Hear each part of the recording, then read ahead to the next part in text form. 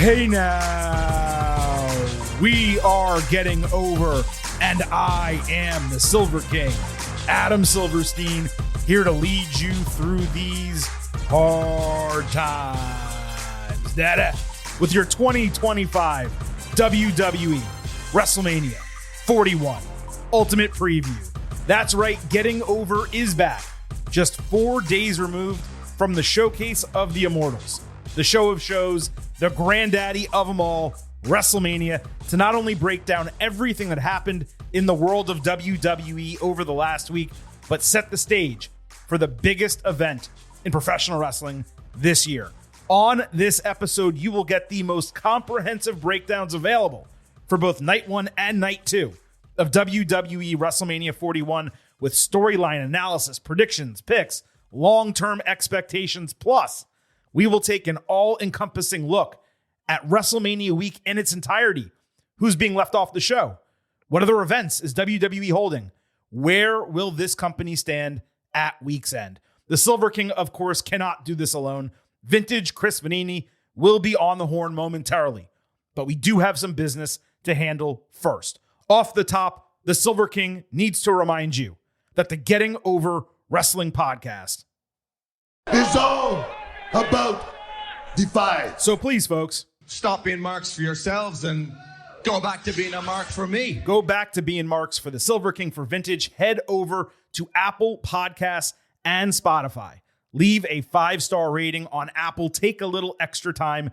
Leave a 5-star written review. If you do, we will read it live right here on the show. And our most recent review appropriately comes from El Grande American. Viva Getting Over Wrestling podcast. This podcast saved me as I scoured for my place of meaning. As I was blackballed from the wrestling industry by jealous opponents, the Getting Over podcast was the only thing keeping me going. It was hard times for me in the region of the Gulf of America. Ray Platero, Silver King, and Antigua Vintage kept me up to date on the world of wrestling with the most insightful analysis and information. This allowed me to make my triumphant return to the ring and regain my status of the greatest luchador. Muchas gracias for the content and great work. I did not expect that our lone 5-star review on the road to WrestleMania would be from the one and only El Grande American. No Americano there, but we nevertheless greatly appreciate it. Our goal here was to hit 500 reviews by WrestleMania. We not only hit that, we surpassed it. We stand at 503. And as promised, we will cut back on this promotion across future episodes after this week concludes, because this is the most important time for any stragglers to not only leave those reviews on Apple, but simply hit that 5-star rating button on Spotify. Most of you know that our new listeners are coming from Spotify. We greatly appreciate all of you that are finding the show. We need that rating both higher and with more entries. So please do your part. Support the Getting Over Wrestling podcast.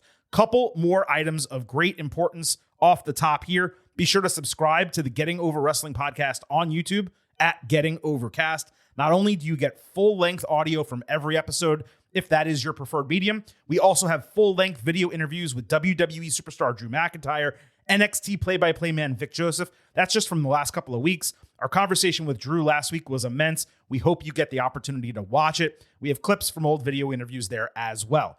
Please follow us on social media, especially this week, at Getting Overcast on Twitter, at Getting Over on Blue Sky. Link with us for episode drops. Learn immediately when new shows are released. Plus, get the latest news, analysis, and highlights, and specifically this week around both nights of WrestleMania 41 and NXT Stand and Deliver. We need your input. Vote in our pre- and post-show polls surrounding all three events. Send in your questions and comments for the show via post or DM. We will do our best to incorporate them into our instant analysis episodes, and if not, they will be included on our second looks next week. Whether you are a first-time listener or someone who just wants clarity on what our performance-enhancing audio schedule looks like this week, allow the Silver King to indulge.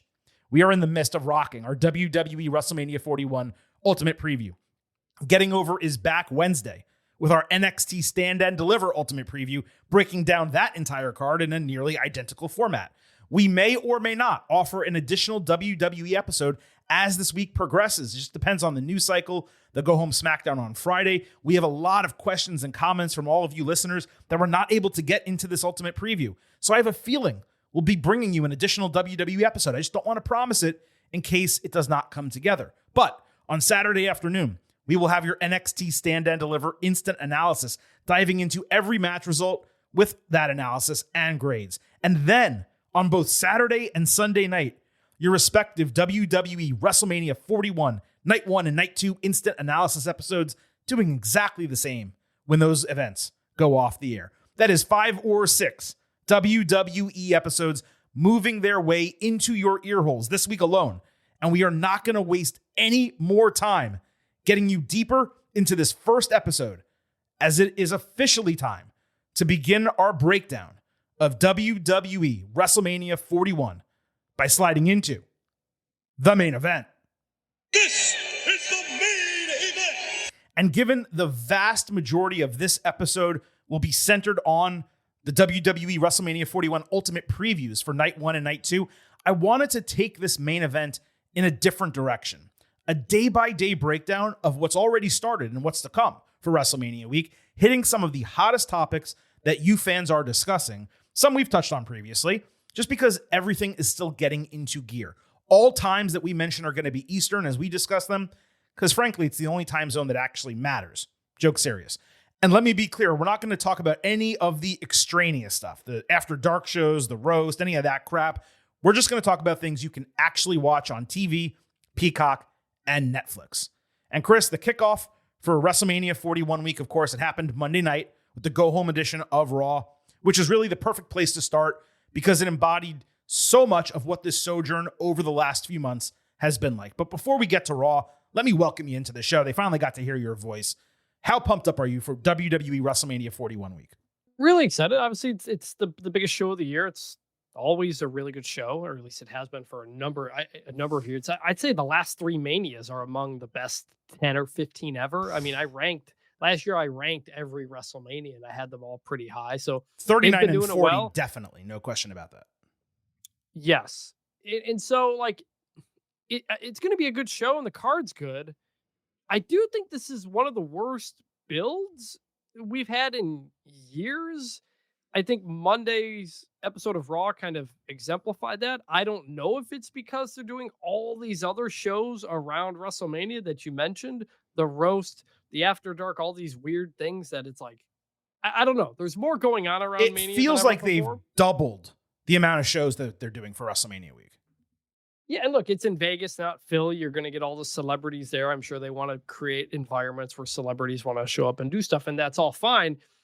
I just can't help wonder if they've stretched themselves so thin that it has impacted the build to this show, because it's been a little weird. Yeah, I think that is immensely accurate, both in terms of the number of events and in terms of the road to WrestleMania, the actual time it took to get to WrestleMania. We praised WWE, at least I did, for delaying WrestleMania and putting it the week between the Masters and the NFL draft. I thought it was genius. And I actually do believe it should be this week every single year. It's not going to be. They're doing it the same weekend as the Masters next year, pissing off the Silver King to no end. But I thought it was genius.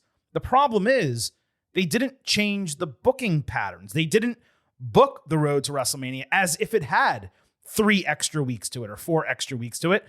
They booked it as if it was going to happen the same date, but they had to stretch that amount of content out over 3 or 4 extra weeks. And we're going to talk about that later in the show, probably at the end of the show, when we give you our final expectation grade for WrestleMania 41. So let's go ahead and circle back to Monday Night Raw. I found it immensely strange to hold the Go Home Raw for WrestleMania in Sacramento. And the crowd was hot in parts. Ouch. They reacted well. No, don't get me wrong. I have nothing against Sacramento. It just doesn't have the same kind of juice as a city that you get like in Brooklyn last year, or what Los Angeles potentially could have provided, given we know what WWE can produce in the Staples Center or the Intuit Dome. It was just a surprising decision in, Chris, what I would call a long line of surprising decisions that WWE has made with show placement and booking over the last couple of months, the entire European tour. And it really leads me into a larger point I wanted to make about what we saw Monday night. It was a good, entertaining, normal episode of Raw. It was not explosive like a go-home show should be and needs to be for WrestleMania. And you may say, Silver King, wait, there's a SmackDown on Friday. True, but this is Raw. It's Monday Night Raw. It's the hot brand. It's the flagship show. It's on Netflix. You're expecting a certain Scoville level of heat. If this was building to Backlash, fine. This is freaking WrestleMania. Where's the fire and passion and energy, the explosions, the crescendoing storylines reaching their ultimate peak at the last minute? The women main eventers weren't even there live on Monday night. Maybe understandable. The story had nowhere else to go. We'll talk about that. Gunther and Jey Uso, they did their best the 2 prior weeks. Okay, that happens, but if this was as scheduled, why not do that Jey promo from last week as the go-home this week? Seth Rollins tried really hard to add stakes to the match with Roman Reigns and CM Punk at the last moment. He succeeded to a degree. We'll discuss that later too. The World Tag Team title build that needed everything got nothing. AJ Styles and Logan Paul is whatever. The only builds on the show that felt appropriate were the Intercontinental title and the Women's Tag Team Championship. And lastly, you know what I'm going to say. This episode went 2 hours and 24 minutes. 2 hours, 24 minutes on a domestic Raw, the final Monday night show before WrestleMania, your flagship product on Netflix. Why are you not using those extra 6 minutes for any of these feuds that needed better build? Why are you not going 2:45 even to shove as much quality content and excitement as you can into the show? Again, I'm not saying it was a poor episode. It wasn't. It was really good. But given what we have come to expect from WWE, particularly this creative regime, this paled in comparison to what go-home Raws to WrestleManias should be, what they need to be, and what they have been in the past. So really, Chris, this was a microcosm of the entire road to WrestleMania. Good, not great. Warm, not hot. Yep, agreed on all points, and we'll get into the details of Raw and everything in the ultimate preview. It's really been a thing of the whole Triple H era. If you want to go back a couple of years, the go-homes have not been great, especially the Raws. For pay-per-views, you mean, generally? Yeah. Or for premium a lot live of events, these, yeah, and for a lot of the stadium shows, they've basically treated the Friday as the one. And in some ways, you might say you kind of get it because it's like you're not selling a pay-per-view on Monday. People are probably if people are going to get Peacock for WrestleMania, they're probably going to do it late in the week, not on Monday. So like maybe it is what it is. But I've said this many times on the show, but the go home Raw to WrestleMania X8 was The Rock and Stone Cold Steve Austin against Hulk Hogan, Kevin Nash, and Scott Hall, and that was like when WWE was at its zenith essentially in the Attitude Era. As the Attitude Era was ending, that's what we used to get. We don't get that anymore. It's a new era. I get it, but it did leave a lot to be desired. It absolutely did. And there is something to be said about that SmackDown. But even last year, unless my memory is failing me, Raw was the hot show. It was Cody Rhodes and The Rock. And yes, he was slapping the shit out of him, I think, with the belt again on the go home. And SmackDown was really good. Yes. It was entertaining, but it wasn't the Raw. The Raw was the show. We're just had this whole conversation that we're going to break down WWE WrestleMania week by day. If they're kicking off the week, you want to kick it off as hot as you possibly can. And it did not feel like they did that. And again, I have to believe some of it, and it's not about the city or its people. I have nothing against Sacramento. But yes, clearly you do. No, I couldn't because I don't know anything about it. But other than that, it's the state capital. But if that show was in Los Angeles or Las Vegas or wherever else, they're not delivering that show. They're going to give you something much hotter. So it just spoke volumes to me. The way they've built this road to WrestleMania is so incongruent with what we have come to expect from WWE. I watch go home for shows like WrestleMania. I expect bombs to be dropped. Monday night was a grenade, maybe. SmackDown better be nuclear. And we'll talk about that a little bit later. So that was Monday night. Tuesday, WWE will present the go home for NXT Stand and Deliver, which is branded WWE Stand and Deliver, as all the NXT premium live events have been over the last 6 months, really for no reason. It doesn't help with search or show promotion or ticket sales. And we're going to dive much deeper into this in our NXT show this week. Now, Wednesday and Thursday are going to be off days with WWE focusing on media and promotion. There are some major interviews scheduled through Friday. None of them, of course, bigger than Drew McIntyre right here on the Getting Over Wrestling podcast, now available on YouTube. Friday starts with the WrestleMania kickoff from the Grand Prix Plaza, 5 p.m. I largely enjoy these kickoff events, but on WrestleMania week, Chris, I just can't see why it's needed. So I presume the kickoff's only going to run for 60, 90 minutes, given SmackDown begins 3 hours later at 8 p.m. Now, that's only 1.5 miles away from T-Mobile Arena, the Grand Prix place. So that distance can easily be covered by fans. Set for the show is John Cena's first appearance in 2 full weeks. That's where we need that nuclear bomb to go off. So Friday concludes, or really for us, Saturday begins with the WWE Hall of Fame. It's going to be held at the Fontainebleau, start at 1 a.m. Let me just repeat that. 1 a.m. Now, locally in Las Vegas, this is no different than it was running after SmackDown like they did in Philadelphia, 10 p.m.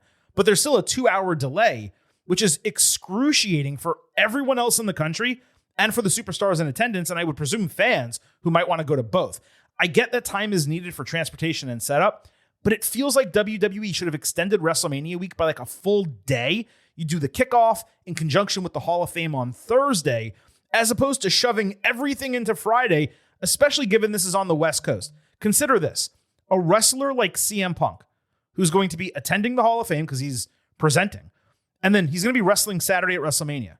By the time this actually ends, he's going to have, at best, a 9-hour turnover between leaving the Fontainebleau and call time at Allegiant Stadium for WrestleMania. That's insanity. I presume no NXT talent is going to go to the show. Their turnaround time would be less than 5 hours, or exactly 5 hours. It's ridiculous. And more importantly, Chris, it's unnecessary. Just do all of this on Thursday. I mean, at this point, probably, like doing it after SmackDown made sense. I do like the idea of moving it to the Fontainebleau. I didn't personally love doing Hall of Fame in the ring. It Agreed. looked cooler when it was on a big stage and it was its own thing. The venue change is a huge positive, no question. Yes, but when you have SmackDown on Friday, which wasn't always the case, and you have the NXT show as well. And it's 3 hours of SmackDown, by the way, not 2. And it's 3 hours. You just kind of run out of time and space. And is Thursday early enough for Hall of Fame? Maybe. I almost think if you were to move it, you're right. Thursday would be the only time. You bring everyone into town. You do the WrestleMania kickoff. You promise something big is going to happen there, or all the stars are going to be there. Then you move that you take a 2-hour break. You do the Hall of Fame. Everyone gets to breathe.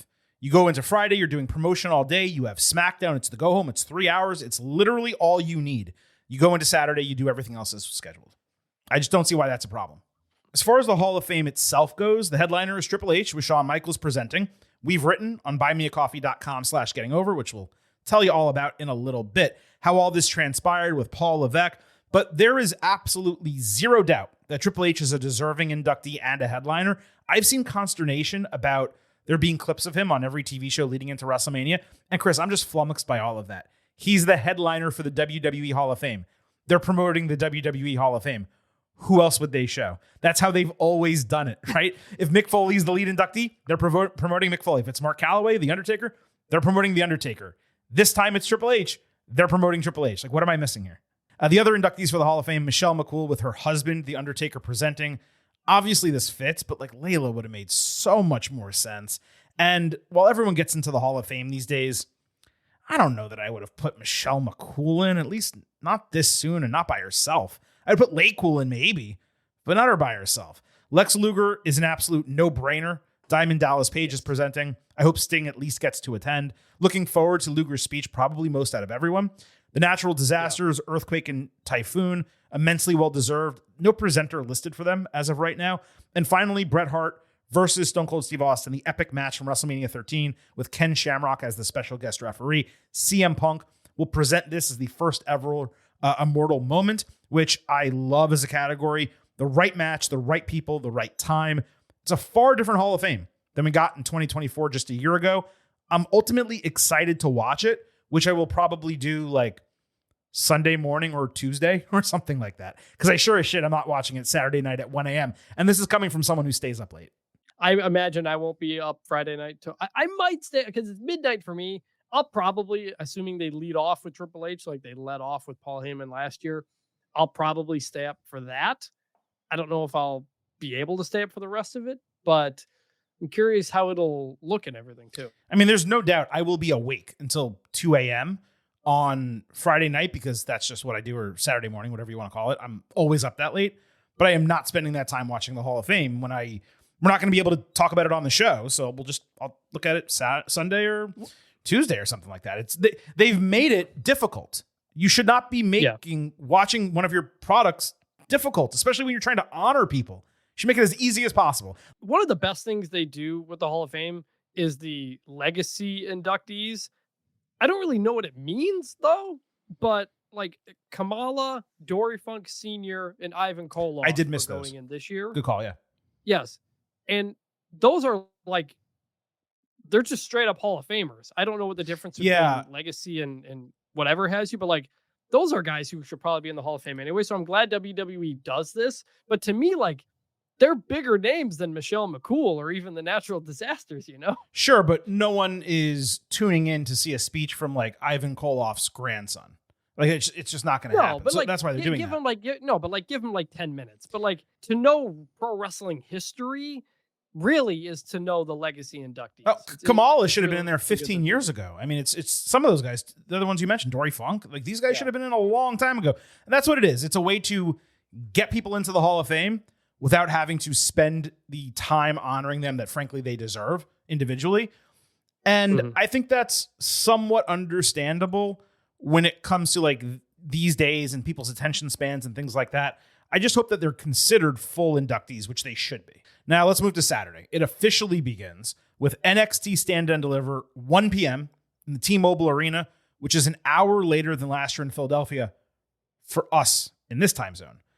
And yet it is not the case in the Pacific. It'll be 10 a.m. Eastern start, which is an incredibly tough task, not just for talent, but for fans in attendance. It's a morning show. That's going to be rough. I have no idea what's going to happen, what the energy is going to be like, what the performance is going to look like. No clue. Sunday is going to begin with its own show. It's going to be the Slammy Awards at a time not yet announced. They were actually kind of fun last year, but so little effort was actually put into them that I really wonder what they're going to be like this year. One thing I have yet to point out, since we're talking about Vegas here, is that it is not actually a hotbed city like a Philly, New York, Boston when it comes to ticketing. And that's the primary reason why WrestleMania 41 is not selling like 40, Easter weekend or not. 80% of the U.S. population is east of San Antonio, Texas. Plus, when you're talking about international travel from Europe, far, far easier to get to East Coast cities. So when you discuss the insane cost of tickets and the travel difficulties and where the population is located, it's actually easier to understand why this show is not completely sold out. But to me, that is notable.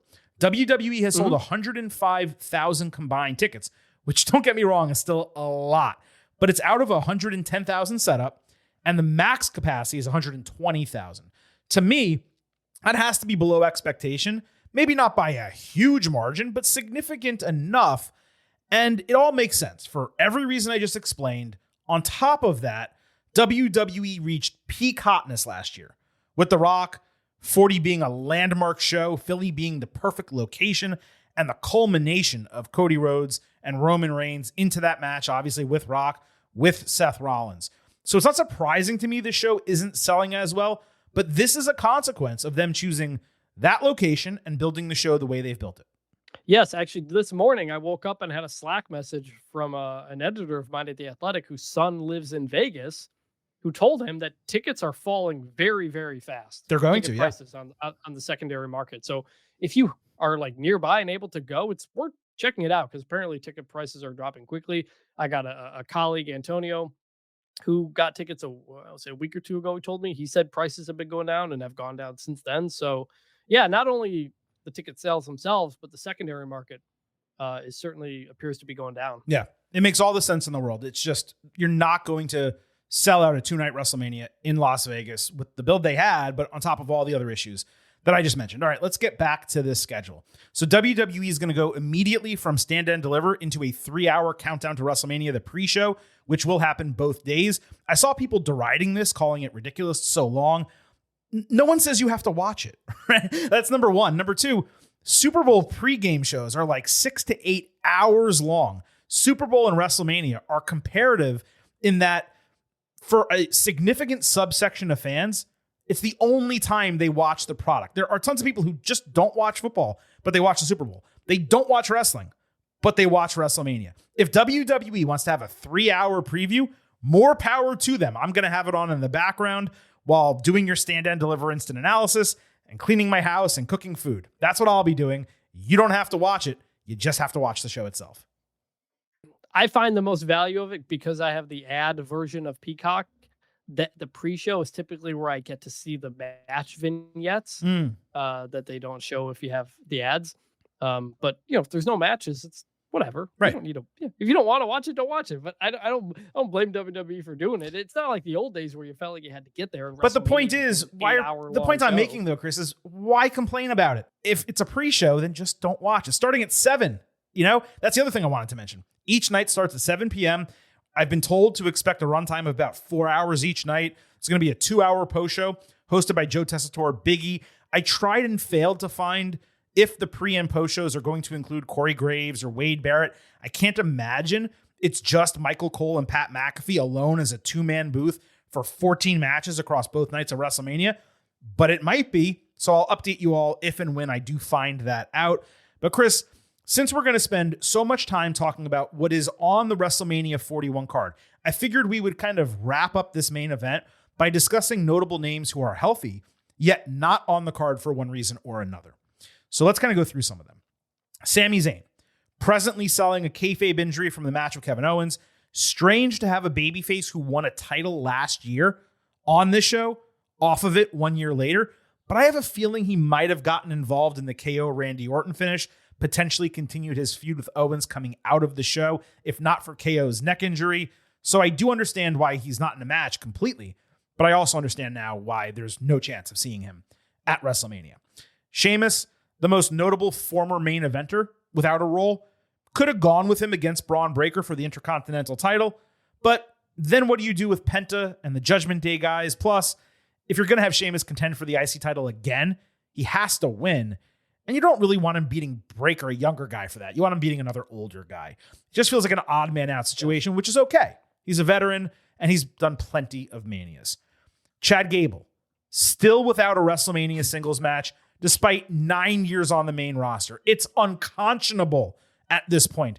As we've said ad nauseum, he should have been the one to beat Gunther for the Intercontinental title last year. Now, he has to watch a legendary luchador represent his own faction against Rey Mysterio. It is a total slight to Chad yet again. Nia Jax, probably the most surprising woman left off this card, just given she's the reigning Queen of the Ring and had one of the strongest runs of anyone in the division last year. I don't see a specific miss as far as she is concerned, like a match that she should have been in. Perhaps the women's tag team title match could have been a 3-way, just because she and Candice LeRae did establish a partnership through 2024 into 2025, and it seemed like they were going to be working as a tag team coming out of Nia losing that title.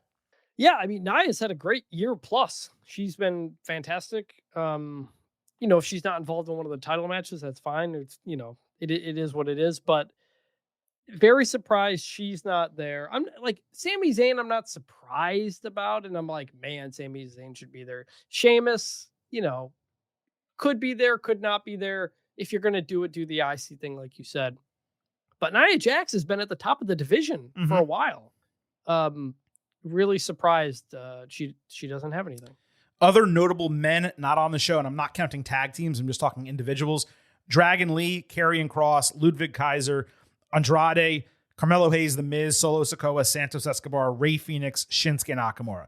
Sikoa is probably the biggest surprise out of that group, just because of how strongly he was booked for really most of the last year. Kaiser and Andrade are probably the biggest misses in terms of talent. Phoenix is too new. I mean, maybe they could have forced him onto the show. It wouldn't have made that much sense to do it this year. At least Penta's been there for 4 months. Phoenix has been there for like 2 weeks. Other notable women not on the show, not counting tag teams again, and I'm leaving one off here on purpose. Natalya, Alexa Bliss, Michin, Zelina Vega. Bliss is by far the biggest shocker. Clearly, there were teases to integrate her into the Wyatt Six, do something involving all of them. That didn't materialize for one reason or another, apparently Bo Dallas's health. But to just leave her off of the show entirely, given how hot her return was at the Royal Rumble, just frankly an odd move. And that really leads us into our final topic here, which is the women's mid-card championships not being defended on WrestleMania. Now, Lyra Valkyria is on the show.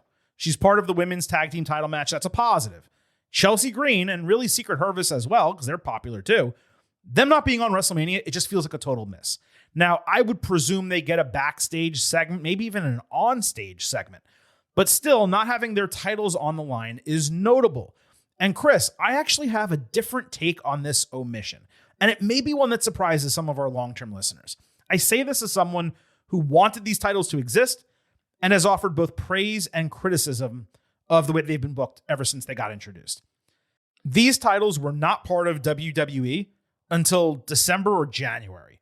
And their primary purpose is to get more women on TV to help create storylines while developing talent for the main event scene.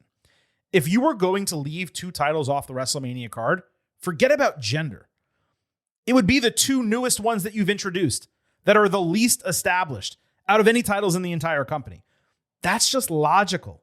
To me, it feels like this massive straw man for people to find something to get upset about. Not everyone makes the show, nor should every title make the show. Otherwise, you would have almost no non-title matches. However, what's not logical is what's happening with the WWE Tag Team Championships, which were built up to a crescendo with 5 teams contending for them over the last few months, clearly setting up a multi-team match at WrestleMania. And instead, they're just being completely left off the show. They're on the go-home SmackDown, and it's not even a 5-team match. It's 2-on-2. That is the singular, most surprising and dumbfounding move in terms of talent being left off the show. It's not to say that the Motor City Machine Guns and DIY are more over than Chelsea Green. They're not.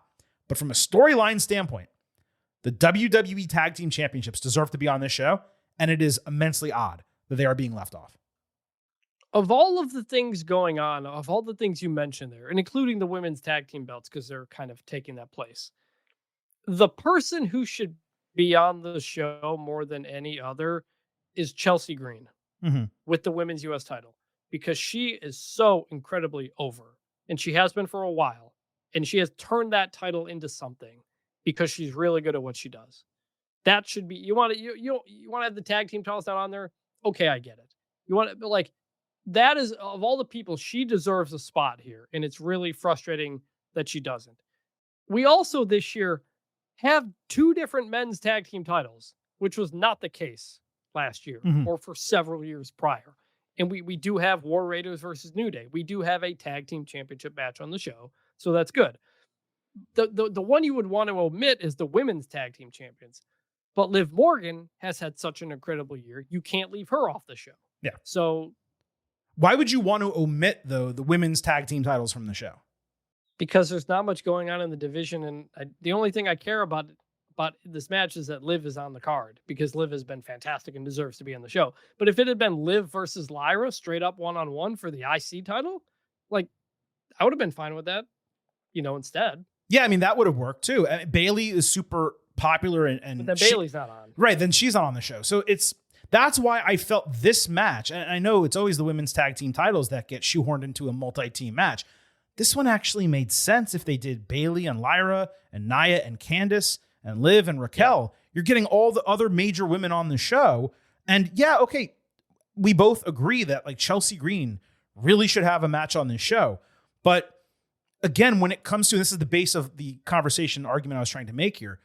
When it comes to like, what are the 2 newest titles, which are the ones that are least established, and therefore the titles themselves don't necessarily need to be defended on this program, it is those. So I like the way they figured out a way to get Lyra onto the show. They probably should have similarly, Chris, figured out a way to how to get Chelsea on the show. Yeah. And maybe she'll have a skit or something. Get her on the show. That's what I feel like is going to happen. Yeah. All right. So look, that wraps up this extended main event where we talked about, WrestleMania 41 from, I guess, 40,000 feet. Now we're going to get into the nitty gritty. But before we even talk about the WWE WrestleMania 41 Ultimate Preview, which is going to be the vast majority of this show, I promise you, even though we've already had a long conversation, we got a ton still to wrap up from Raw and SmackDown, and we're going to do it as we always do here. But first, allow the Silver King to remind you that here at Getting Over, I happen to love the number 5. and I hope you do as well, because for $5 a month or $50 for the entire year, you can become an official Getting Overhead. Just visit buymeacoffee.com/gettingover, sign up. You'll get bonus audio, the fastest 5 minutes in professional wrestling, instant reactions to every major show, and exclusive news analysis every week. Again, that is buymeacoffee.com/gettingover. More important than the bonus content, it's about financially supporting your boys here at the Getting Over Wrestling Podcast. Now, with that said, as promised, a lot more to talk about, and we're going to hit it in the good, the bad, and the ugly. Hey, yo. Survey says one more for the good guy. Say hello to the back. Don't sing it. Bring it. And we're going to go through these as quickly as we can, just because we want to spend as much time as possible on WrestleMania 41. Nick Aldis opened SmackDown ready to address getting RKO'd by Randy Orton, promising to maintain his professionalism. Orton came out in street clothes again. What is going on? Orton reminded Aldis about paying double for his fine last time this happened, saying clearly this was not personal, just that he wants to be on WrestleMania. It's going to be his 20th WrestleMania. He needs to have a match. Aldis asked for and received Orton's respect, though he clarified he doesn't need to apologize to Mickie James for what's going to happen if he doesn't get a match. That is Nick Aldis' wife, for those who may not be aware. So then Solo Sikoa and Tama Tonga interrupted with Solo's hair freshly dyed, not just the blonde part, the dark part as well. Looked really odd. I believe he was also back in a suit for the first time since losing to Roman Reigns. Sikoa talked about Jacob Fatu destroying LA Knight. Orton got pissed off, challenged them to a fight. He lost 2-on-1. Knight successfully saved, cut a promo on them. Huge pop. Tag team match made for later in the show. So we had Orton and Knight against Sikoa and Tama Tonga. Knight got the hot tag, electric response from the fans. Sikoa caught him with a Samoan spike, but couldn't capitalize as Orton took him out. Solo was illegal anyway. Orton hit Tonga with an RKO, battled Sikoa into the crowd. The legal men both wobbled to their feet. Knight hit a BFT, got the win. Jacob Fatu appeared after the bell, completely flattened Knight with all his normal signatures. He picked up the United States Championship, dropped it, hit another jump-up moonsault for good measure. And then just as SmackDown was literally going off the air, he said, screw it, and he just hit a third one, which I actually thought was kind of funny. The Orton and Aldis of this, I love the interaction. Extremely logical, straightforward, no stupid bullshit trying to explain this or that. The rest of the segment, it was fine too, and the match was cool. The post-match was okay. They built Knight Fatu nicely. They created a week or two of TV on a 3-hour show.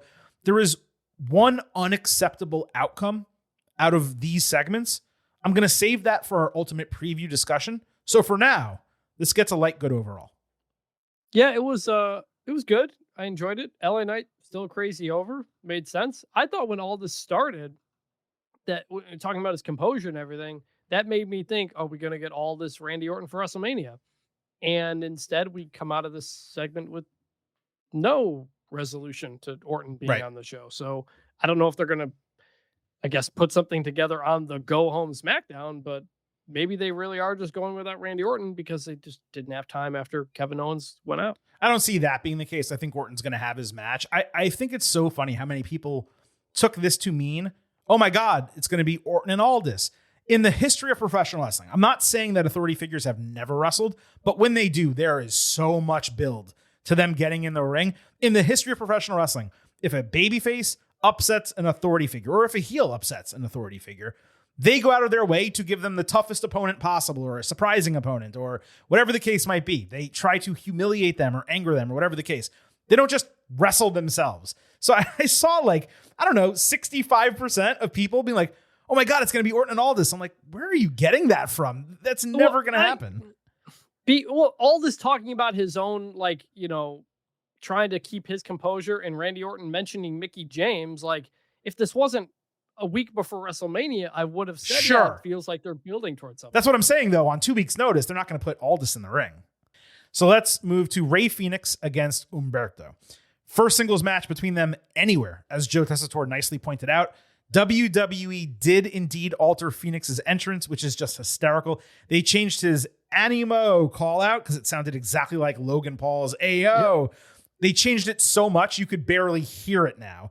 Also, the pyro was remixed, though that was definitely for the better. It's just crazy they never noticed the similarities in the first place. What I still do not understand is that his name is Phoenix.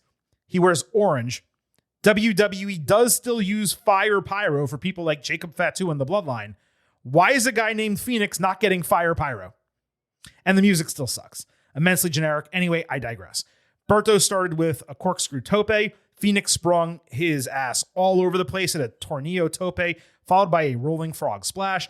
Berto put Phoenix on the ropes at a springboard PK, later added basically a pop-up Liger bomb off his own shoulder. Insane sell by Berto, taking boots to the face on a moonsault. Phoenix came back with the Goodbye Amigo tightrope PK and a Mexican muscle buster for the win. What a freaking fantastic match. These guys went out there and put on an absolute banger, the likes of which we simply do not see on regular WWE TV outside of main events. Phoenix is obviously amazing. Berto was straight up excellent. Been saying for years how Legado del Fantasma has been marginalized, but what Berto did in that ring, not just in terms of wrestling, but selling and emoting the look, his entire package, he had star quality in this match. He and the rest of Legado, they need to be regularly wrestling on TV. It is as simple as that. This was good. 4 stars, A-. Yeah, it was fine. I mean, this is kind of a low card thing. I totally forgot his name was Berto. To me, he's still Humberto Carrillo, even though I guess he's a Garza now or something. So, but he's always been a Garza. Yeah, it's fine. But well, I mean, his name was Humberto Carrillo. Right. He joined Angel Garza, and so now they're the Garzas. I don't really quite get it, but it was fine. Good. We don't have time for me to get into all that. Santos Escobar picked Berto up after the bell, seeming to respect his effort while pointing out that Phoenix beat him. He also lifted up Phoenix and demanded they shake hands. Berto did so quickly before leaving. But Escobar took his time, respected Phoenix, held up his hand in like a Rockefeller or DDP hand gesture, your choice. Later backstage, Santos told Angel in front of Berto that Berto disappointed and they should go congratulate Phoenix. Andrade then came in trying to shake Berto's hand, saying it was a great match, but he was having none of it. So Andrade explained both of them are great wrestlers. He should be proud of his performance. Berto said he should mind his own business. A bit confused about where all this is going, even just splitting up Legado, that doesn't make much sense. I know people are going to roll their eyes at all the luchadors being involved with one another. That bothers me when it's consistent and long-term.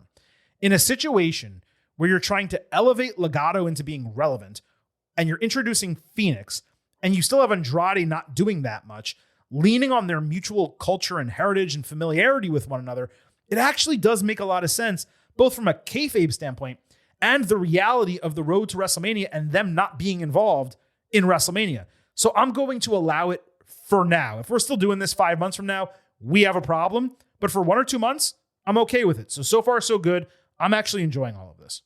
Yeah, I just remember when we had LWO versus Legado for like 3 months straight. Exactly. 6 months straight, it felt like. It's just like they only ever interact with each other. So when he's paired with Phoenix and then Andrade's coming in, it does feel like we're about to do that again. They haven't done it yet, but it does feel like we're about to do that again. Yeah, it's just tough. It's like there's a lot of Latinos in WWE, and generally luchadors wrestle great against luchadors, and you want to put on good matches. So how do you not link them up all the time? The answer is, we'll get other better wrestlers so that they don't always have to fight each other to put on a good match, right? That's really the answer. Mm-hmm. I think they're finally starting to do that. You're seeing Penta over on Raw. He's not doing anything with LWO, right? He's interacting with, Braun Breaker and Finn Balor and, Dominic Mysterio and Ludwig Kaiser for a period of time. So Penta is being handled properly in the regard where he's not being marginalized only with other luchadors. And by the way, I hate always just using the term luchador. Luchador means wrestler. Everyone in WWE is a luchador. We're talking about Mexican luchadors in this case. So over on SmackDown, it's like, well, you have a faction and then a couple other guys, and they just kind of fit together presently in storyline. That's why I'm okay with it right now. But yes, if this is long-term, then Houston, we have a problem. DIY backstage complained to Pretty Deadly about how they got screwed out of the number one contendership for the tag team titles last week. They suggested it was a conspiracy. Deadly called them crazy and desperate. Motor City Machine Guns popped in, saying they were coping with their loss, while they, MCMG, would be fighting for the titles next week on the Go Home SmackDown to WrestleMania. The Street Profits later backstage cut a promo on MCMG, with Angelo Dawkins even mentioning the IWC for glazing them. Mello Don't Miz popped in, ragging on them for ruining the division, just to the point that titles aren't even on WrestleMania. I thought that was pretty interesting. The heels put each other over and said they want the smoke. And look, I know the hate over this team. There is something about Mello and Miz together temporarily that works for me. We've seen similar bookings with Miz like this before. The other person gets over, then they separate from Miz. The other backstage segment was decently fun. All of this gets a good for what we saw on TV. The booking does not get a good. Holy shit, it is absolutely maddening. I kind of mentioned this already, that this match is being run on SmackDown after WWE spent months building a 5-team division, hot potatoing the titles, developing the exact storyline you would need for a batshit crazy multi-team WrestleMania match, and not only not giving us the match at WrestleMania, but not even giving us the match. We're going 2-on-2 for the tag team titles. I know that this is supposed to be an important show, this SmackDown, but my fingers are crossed that something crazy happens and these guys all wind up on WrestleMania. Yeah, I mean, I'm not expecting that, but yes, that's where it felt like we were going for a while. And I don't know if they're just going to do this as a pause this weekend and then maybe give us the 5-man as a main event on SmackDown in a couple weeks or the next pay-per-view or something. Or they put it at Backlash. It's possible. Yeah. Yeah. So they may just be holding. I always remember Triple H, I'll say maybe last year. It was last said, year. Like, he's like, people always say, you know, we have things booked out and then things are cut from the show. That's not how it works. You know, we don't book the show until it's, you know, a lot closer. And sometimes things just don't end up making the cut. And that may be an example of this. He was talking about Becky Lynch and Trish Stratus and how that was not on a Yes. major show that everyone expected it to be on. And then they put it on another show. And he was basically saying, look, that match was booked. It just didn't make the card. It wasn't pulled from the card. It just didn't make it. And maybe that's the case here. Yeah. But you would think this would have made it because it was pretty damn hot on SmackDown. There was another teaser for who we expect to be Aleister Black. It again showed 425. So after not having a number last week, and I thought, well, maybe he might be the surprise opponent for Orton, it does seem like he or whomever this is about will not be debuting until that SmackDown in Fort Worth, Texas. So I guess that eliminates him from WrestleMania. TBD. I just wanted to mention that. Lastly, Chelsea Green fought Zelina Vega in a non-title match. Chelsea got shit from Zelina in a short backstage segment. Secret Hervis was unavailable because they had been beaten in an earlier match. Early in this match, Green stayed outside with Vega, dropping her head first into the edge of an announce table. She threw Zelina back in the ring to beat her, but argued with commentary on her own way back inside, leading to a countout and Zelina getting the win, presumably setting up a rematch for the title. Now, taking this on its face, I didn't totally mind the booking of the finish in theory, but I felt the same creative could have been achieved after they got to wrestle for, 7-8 minutes, which is what I always say. However, PW Insider reported after the show that this was actually called as a shoot. Chelsea did not hear the count. She was supposed to break it, came nowhere close. The referee finished the count. As such, I originally had this graded as bad. I'm going to throw that out and leave this as incomplete. But it was certainly unfortunate. It did leave me wondering how much was scheduled, what they actually had planned for a finish. Was Zelina going to win anyway? I presume she was to set up a title match. I don't like when a champion gets beaten in a non-title match and then they go ahead and give them a title match after that. To beat the champion, to be able to beat the champion. That doesn't make any sense. No, it never does make any sense. So I don't know what they were going to do. Again, I'm just going to leave this, Chris, as an incomplete. I hope Chelsea somehow makes it to WrestleMania. If you were going to have the champion lose to set up a title match, this would be the way I'd be okay with it. To put her on WrestleMania? Sure, yeah. But it did feel weird in the moment. Like, Chelsea did seem legitimately surprised, and they kind of felt like they had to just like make up some stuff at the end. So that would explain it. I saw she also posted a letter from Lucas Crucifino, the lawyer character in NXT. You can't be getting your countrymen's names wrong there. He's Italian, and his name's Luca Crucifino. Okay. Well, I actually know him. I've written a couple stories about him because he came from football. But I saw that, and so she filing a legal complaint to the end of the match. So she's like leaning into it all, which fits her character, which is why her character is so good. Indeed. So for the Go Home SmackDown on Friday, we can do a little rare mini preview with predictions. Andre the Giant Memorial Battle Royal. We have no idea who's going to be in it. I would love, Chris, for it to be Mello winning. I'm going to predict that it's Phoenix winning. Has Braun Strowman's already won this thing, hasn't he? He has won it previously. So I would presume he's going to be in it. Yeah, so it wouldn't be him. Mello would make sense. I'll go Sheamus, though. I'll just do something different. Okay. We have Chelsea and Secret Hervis against Zelina and the KCs. I presume the heels win and one of the KCs gets pinned. Zelina already has her number one contendership solidified. She doesn't need to win again. And I think it'd be pretty cool for Chelsea and Secret Hervis to get a win on WrestleMania weekend. Yes, I agree. That should happen. WWE Tag Team Championships, Street Profits defending against MCMG. If it's a straightforward match, there is no scenario that should exist other than the Profits retaining the titles. I truly hope there's chaos. This gets added to WrestleMania as a big match, or it at least develops into a feud like you mentioned, where we get that big match on another show, Backlash, whatever the case. But if it is straightforward, or even if it's not, the Profits should walk out still retaining the titles. Yes, MCMG, of all the teams, I don't think MCMG would be the one getting the titles back out of everything. So yes, Street Profits win. That wraps up the good, the bad, and the ugly, which means, Chris, all that is left is our WWE WrestleMania 41 Ultimate Preview. And we're going to be breaking this down, of course, in two parts.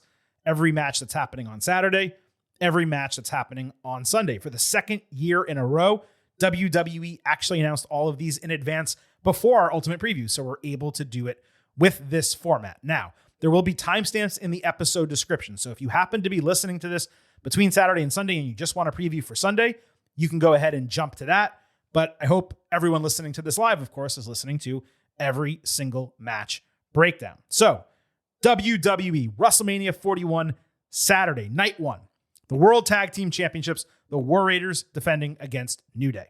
War Raiders cut a tape promo on Raw saying they had New Day dead to rights, but the attack last week made this feud about way more than the titles because they tried to end their careers. New Day learned the Raiders want to make this match a war. They said they've been at war the entire last few months, and after winning back the titles, they'll make fans say, thank God for the New Day. Here's my question. The Raiders say they want to go to war. New Day says they've already been at war. Last week, New Day went after these guys' necks, tried to end their careers, which I thought was an important element to actually add some interest to this feud. Why does this not have a stipulation? Why was the build 2 backstage segments when no feud on this entire 14-match card needed more work than this one to make it relevant? You compound that with what to this point has been a heatless build, and WWE only announcing it was even happening at WrestleMania off TV in the middle of last week, it stands out to me by far as the weakest match on the entire card. Even if everything transpired identically, doing the promos in front of the crowd, Adam Pearce comes out and announces a stipulation, that would have at least drawn a pop. Raw went 2 hours and 24 minutes. They really didn't have extra time to build this match. I have a feeling this is all building up to a specific result that we're going to discuss in a minute. But straight up, Chris, WWE did a poor job getting us to this point. And the fact that this is on the WrestleMania card, but the WWE Tag Team Championship match from SmackDown is not, that simply does not make sense to me. Well, it's an example of what I mean by the build being just incredibly weird. Like, these guys were about to build some heat with each other, and then they just kind of don't go back to it. Mm-hmm. It's just the pacing for a lot of stuff has been off. This is a prime example. So the booking problem here is there are 2 no-brainer outcomes. The first is New Day winning the titles, revitalize the division from the top, go on a mega heel run. The second, it's much better for a WrestleMania audience. And that is Big E running down to help the War Raiders, given their kindred spirits, not just in meat, but in neck injuries. That would make far more sense in a stipulation match where weapons are legal, especially given New Day used weapons on last week's Raw. But it would still play here. There are 7 titles being defended on WrestleMania. I only have 3 or 4 actually changing hands, which is a stark contrast to last year. This being one of 2 on the entire show, title matches, I am not confident about my prediction. Any other show, I would pick New Day. Because it's WrestleMania, we know Big E is going to be in attendance. They literally set up the entire next storyline. I think the Raiders retain the titles, and that is not something that I would have predicted weeks ago. Yep. That is my pick as well. Big E, maybe the referee's distracted and Big E comes in. I don't know if he does a move or he does a weapons thing or something, or maybe Pushes someone just into the hope it's post, something like that. Yeah. I hope it's more than he stopped the New Day from cheating.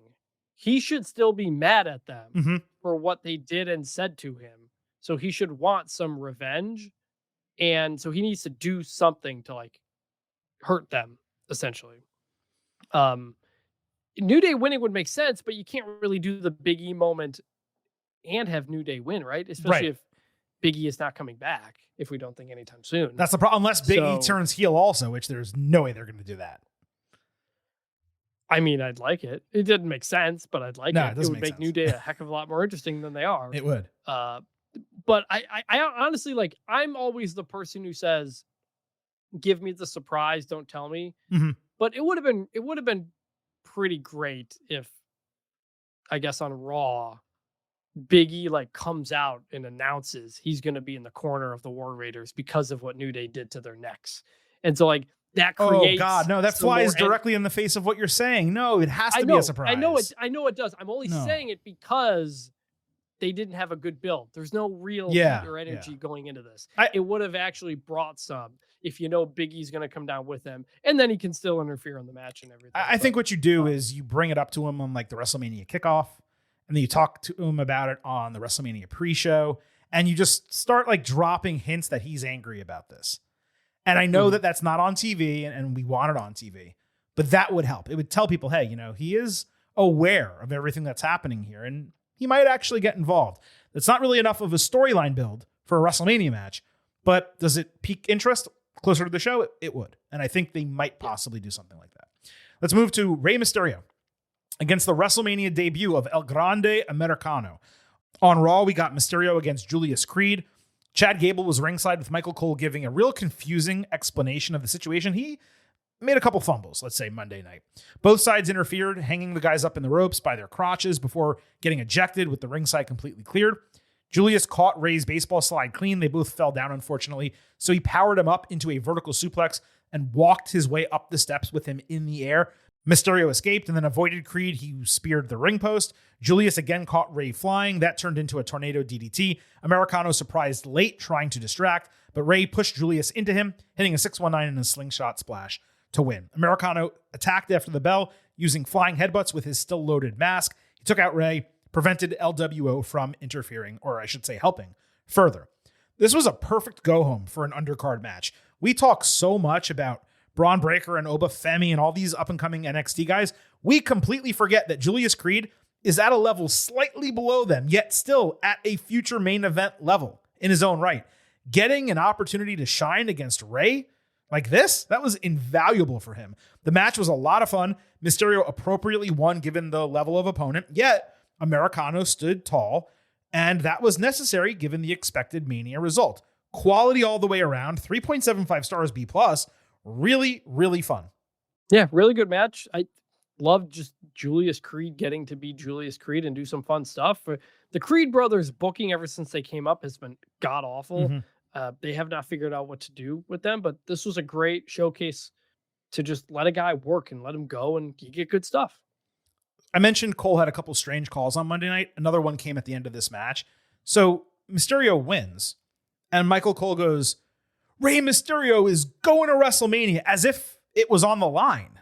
Like he needed to win the match. Wasn't that so weird? Like this match was booked last week. What are you talking about, Cole?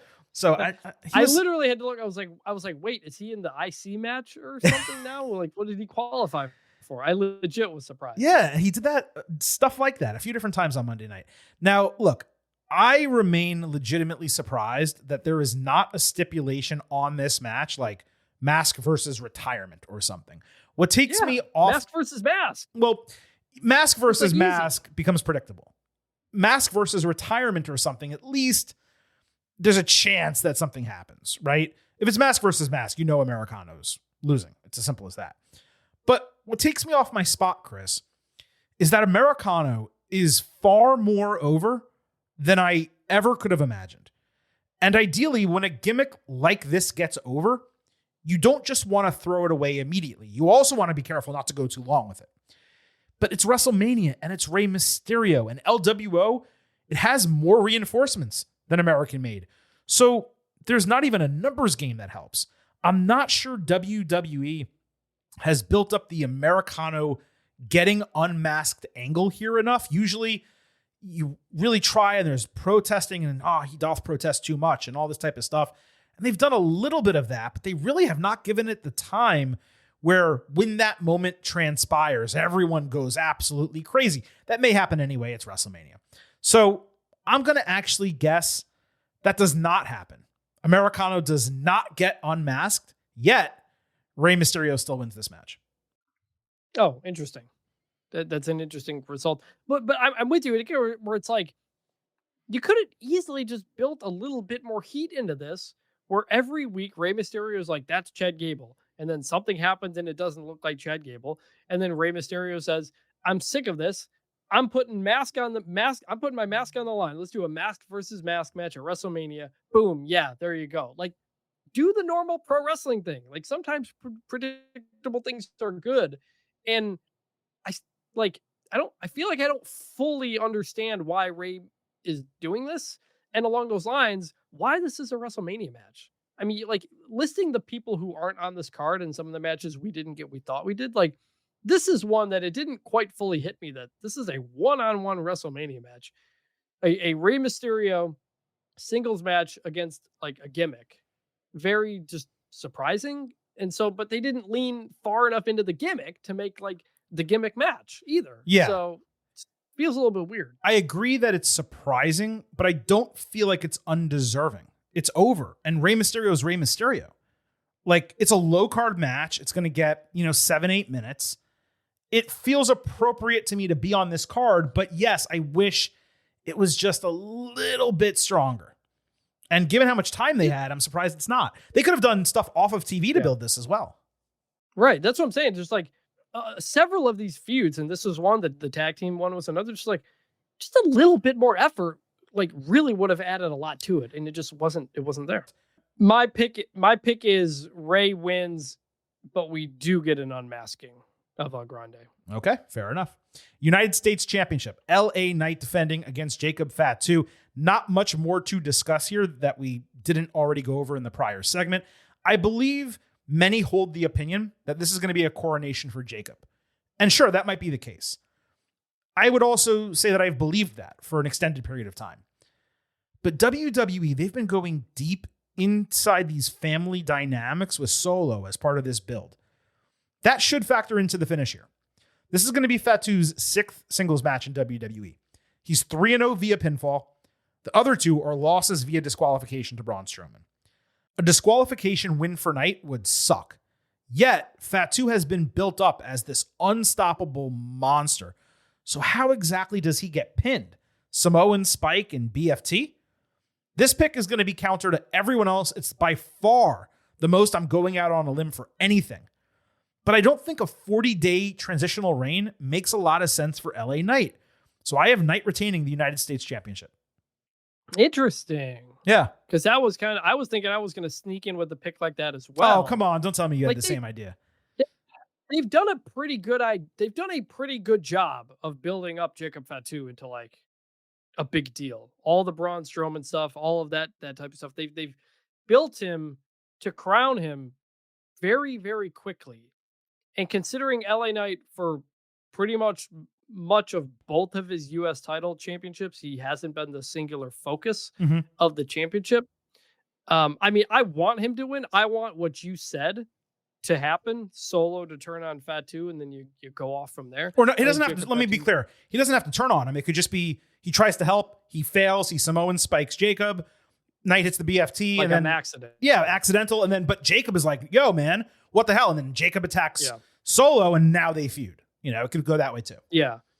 Yeah, like, if you're gonna go the Triple H route of, like, the story never ends, like, the story is always continuing, like, I can 100% see that happening.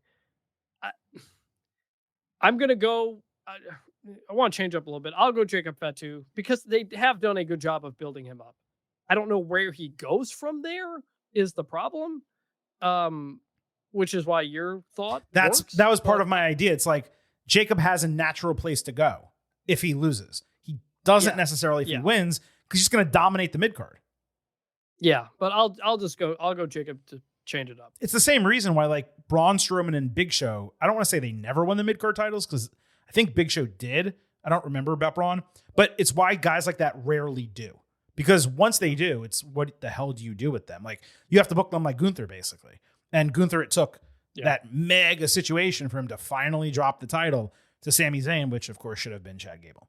All right, let's talk about Jade Cargill and Naomi. Naomi got a promo package wearing tons of razor blades tied into the braids on her hair. She called Jade a snake, saying she struck first because if she didn't, it would have happened to her. Naomi blamed Cargill for ruining her friendship with Bianca Belair, but said now she's focused on getting hers. Jade got her own package calling Naomi insecure, saying her star is fading, and she tried to steal the shine from someone else. She called Naomi jealous, given Jade was a bigger star and had more glow than her upon arriving in WWE. I thought Cargill was strong. Naomi was freaking excellent. Somehow, a completely different vibe than her outstanding promo package that we played on the show, yet equally as effective. It does feel like this match should have a stipulation, but I have a feeling, Chris, this is going to be the first of a series of matches between them, and I hope this coming Friday's Go Home segment hits as well as these prior ones have, because perhaps to some surprise, this is one of the best built feuds for WrestleMania. It really is. There was a natural story, and even though Jade beat up Naomi a couple of times, Naomi changed, and it made it interesting. I'm really excited for this. I don't know if you said it, but I think you said it before. It's the first women's match in WrestleMania, singles match, that is not for a title. Or has a ridiculous, like, brawn panties. Or has a type stipulation. Correct. Just a straight up singles match. Straight up, which I think is really one-on-one cool. women's singles match. Yeah. And I come into it thinking picking this is extremely hard. It is. And it's a credit to Naomi in the work she has done the last several weeks to build herself up into something in a very short amount of time. She has been killing it. It's been great. Yeah, go for it. Who's your pick? This one's tough because the whole time I would have said Jade. She feels like the megastar. She's been out for a while. You want her to come back in and start building up big wins again. But man, like, Naomi's been great. She could get the win and you could keep the feud going. Totally. But do you want to give Jade her WrestleMania moment sooner than later, or a WrestleMania moment sooner than later? And I think I'm going to go with Naomi, but I don't think it was the original plan. I think Naomi wins and we keep this going. Naomi has been so impressive. You could argue she's had the best road to WrestleMania. And that's crazy. Yeah. Everything she has said and done has been completely on point. One-on-one without a stipulation. I find it hard to believe that WWE has Naomi beat Jade. I believe that could come in a rematch situation. And I further believe that Naomi's success with this gimmick and angle has completely raised her profile as a women's champion of some kind before this year is out. I can see her winning Money in the Bank. But this needs to be a victory for Cargill. If you want to establish her in this division, you cannot, in my opinion, have her go into WrestleMania one-on-one in a match like this, where, let's not forget, she has destroyed Naomi physically when they've actually been face-to-face. I don't want to say with even sides, because one was a kind of attack, then Naomi blindsided her, then kind of Jade blindsided her again. So we haven't necessarily seen what they can do one-on-one, face-to-face, both knowing the other's about to fight them. But I don't think you can have Cargill come into this situation and straight up lose unless Naomi has a trick up her sleeve. If she has someone from NXT, Fatal Influence, or Lash Legend and Jakara Jackson, and she's going to start a stable of some kind or a group. If something like that happens, that is how then I could see Jade losing this match. But without that, I think you need to have Cargill win and establish that, yeah, she is a woman in this main event division that deserves to have attention on her. So I'm going with Jade. But man, would I love it if Naomi won this match. Yeah, and if I pick Naomi to win, she wins nefariously, obviously. Sure. She doesn't just win straight up one-on-one. And my thought is the plan has been for Jade to win, but I could see them changing that plan to continue this. I hope they do, because she needs the push. But you know what? As we talked about with Drew McIntyre, just because You're getting pushed. If you're a heel, you don't necessarily have to win. It's just eventually you do. That's our frustration with Drew. It's eventually he has to win. He really hasn't been. Naomi, it doesn't have to happen yet, but if it doesn't at WrestleMania, it does need to happen sooner than later. Let's stay with the women. WWE Women's Championship, Tiffany Stratton defending against Charlotte Flair. Repeating what was done with Cody Rhodes and Kevin Owens, WWE ran a guerrilla-style parking lot brawl before SmackDown with Flair attacking Stratton, who yelled to get her off. Charlotte slammed Tiffy's head into her own car door and then just left. I liked the idea. I absolutely hated the execution. Why is your babyface champion screaming, "Get her off me," like she's completely unable to fight? This is the person I'm supposed to cheer? Why was it so short when security just weren't actually doing anything? If you're Flair, why are you stopping yourself from absolutely ending this woman who you clearly hate? Also, both of them were wearing black. Can we stop having them dress identically? The Profits, I don't get it. the Profits are in the parking lot. They're seeing these two women go at each other. They're their coworkers. And they're just looking at them like, not our business, which I guess was kind of funny to see. Tessitore on commentary, he told us that Flair was sent home, but I just wanted to mention this off the top. Chris, you have any initial reaction to this? My first reaction was, why are they dressed like every single time they're in together? Yeah. Like they were pink a couple weeks ago. They were lace last week. Just every time it's something. It's so weird. So Roxanne Perez showed up on SmackDown saying Ava, the NXT general manager, has done a real shit job booking her for NXT Stand and Deliver. Thank you. So she showed up to talk to Nick Aldis, given she was the Royal Rumble runner-up, and she said she should take Charlotte's spot because she was sent home.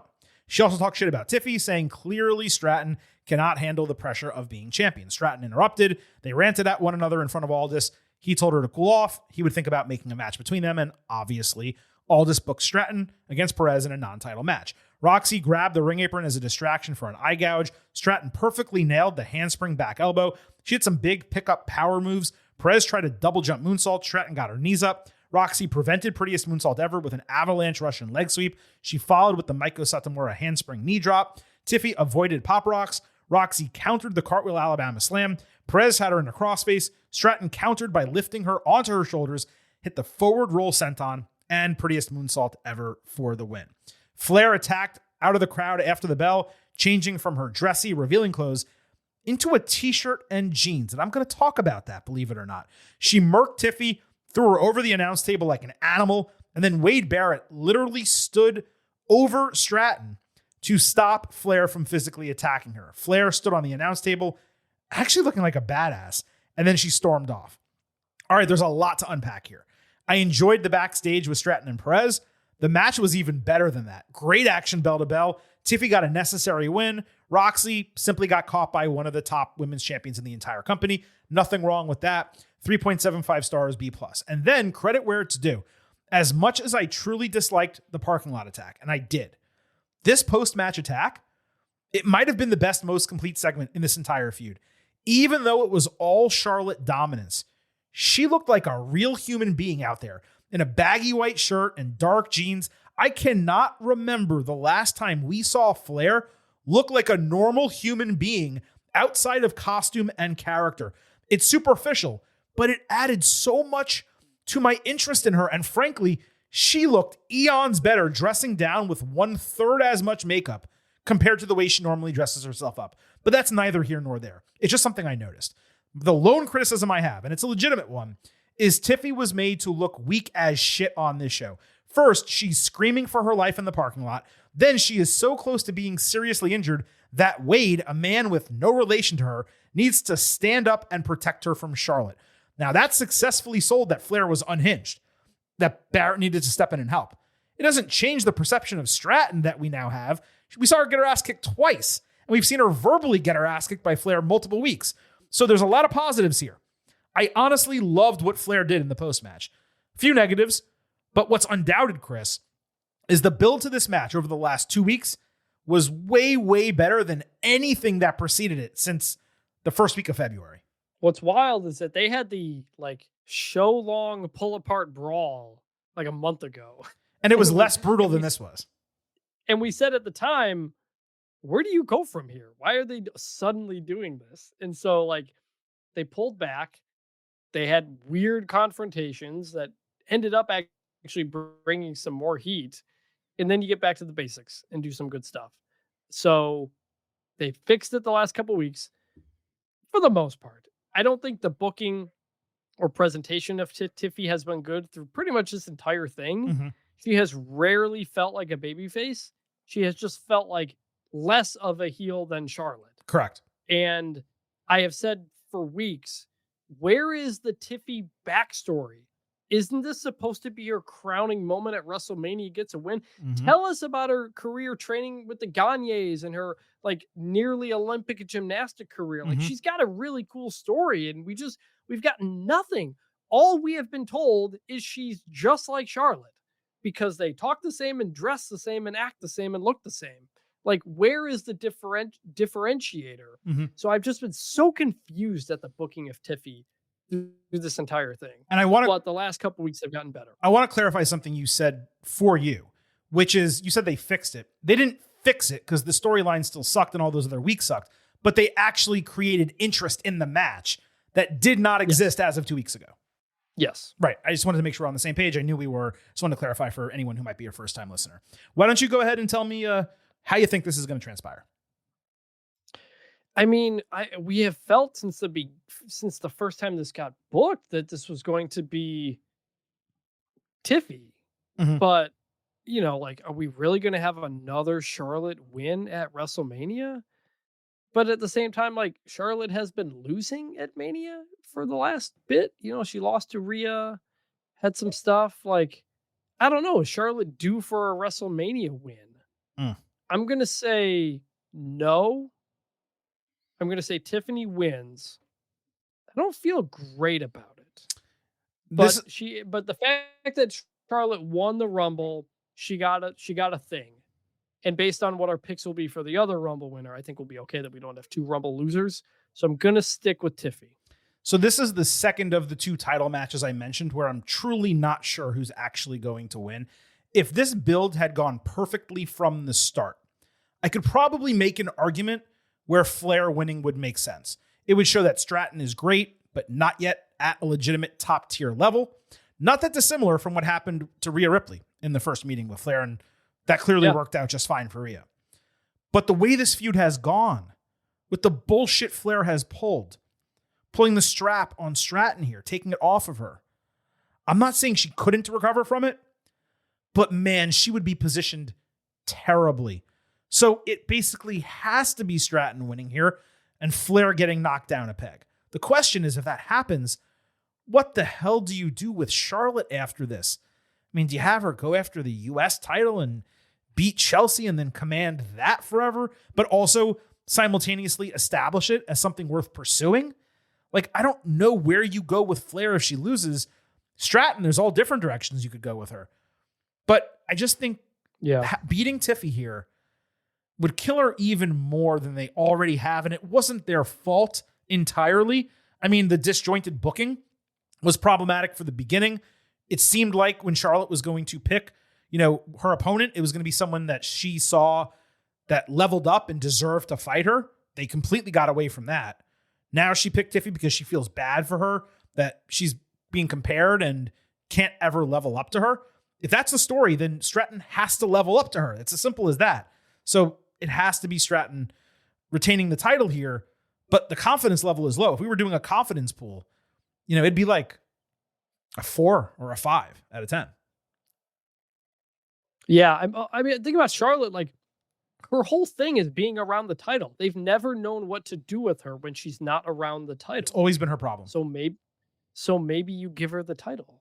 Because then I think the opposite. Work her way back up. I think the opposite, precisely the opposite. You don't give her the title. That way you actually figure out how to book this woman without a championship, and she maybe actually becomes valuable for your company. I mean, yes, that's the ideal scenario, but I don't know. No, let's not forget Paul Levesque is the booker, and she is a Flair. So keep that in mind. Let's move to the World Heavyweight Championship. Gunther defending against Jey Uso. Raw opened with an extended video package for this match that preceded Gunther charging out to the ring for a scheduled interview with Cole, supposedly planned for later. Gunther was dressed down in all black, basically ranting that Jey was shit, anyone who roots for him is shit, and he is God's gift to WWE as a forever champion. He said any level of confidence Jay has before the bell won't matter because he can't lace his boots once the bell rings. Then Gunther bragged about bathing in Jimmy's blood, saying he was in full control of himself and his faculties the entire time. If he wasn't, he would have drowned both brothers in his blood. This was very much a I'm not angry, don't tell people I'm angry type of promo. Gunther trying to prove to himself as much as us that his confidence is unshaken and he's going to be just as dominant as ever against Jay. He played this incredibly well. I tried to immediately recall a better promo that Gunther's cut since joining WWE, and I just couldn't. So I'm not saying it was his best. I just don't remember one that was undoubtedly better. Gunther remains a tremendous heel. This promo got great heat. The fans didn't even consider the what chance. The Gunther Jimmy destruction and Jay's response to it last week, that was the go home for this match. There was absolutely nothing they could do that would have topped it on Monday night. And yet, this hit all the right notes. It did what it needed to in selling his side of the match. In some ways, Gunther did everything that Charlotte failed to accomplish a couple weeks ago in a similar spot. Yeah, it's a good way to put it. Yeah, I mean, like we said, that Jay segment was the go home. There's nothing you could really do. So this was a fine, good response from Gunther. Honestly, my biggest takeaway was I can tell he's about to get a haircut for WrestleMania because his hair was a bit longer than we've ever seen it. I noticed that. In WWE, which makes sense. You're about to get it cut for Mania. No, it was solid, good stuff. There's nothing else to do at this point. So you did what you could. So Jay later entered through the crowd wearing all black like Gunther, though he was even more casual. While all the fans yeeted, he was stoic. He slapped some hands. Jay jumped on the announce table. He kept getting serenaded, so he had production run the track back. But again, he didn't really participate in it. Jay did a call and response promo admitting he's crashing out, but simultaneously saying he's locked in. Jay said he made a statement last week, and now Gunther is afraid that he's going to whoop his ass in front of 60,000 fans. Not nearly as successful as Gunther's segment, but to Jay's point, he literally said everything he had to say last week, and they couldn't do a go-home show without him on screen. What I might have done here for this to succeed better, do a video package of Jay literally locking in all week, focusing, training, improving. It boggles my mind that WWE skipped over the entire storytelling aspect of this feud of Jay. He didn't lose to Gunther 3 times because his mind wasn't right. He lost because he wasn't good enough.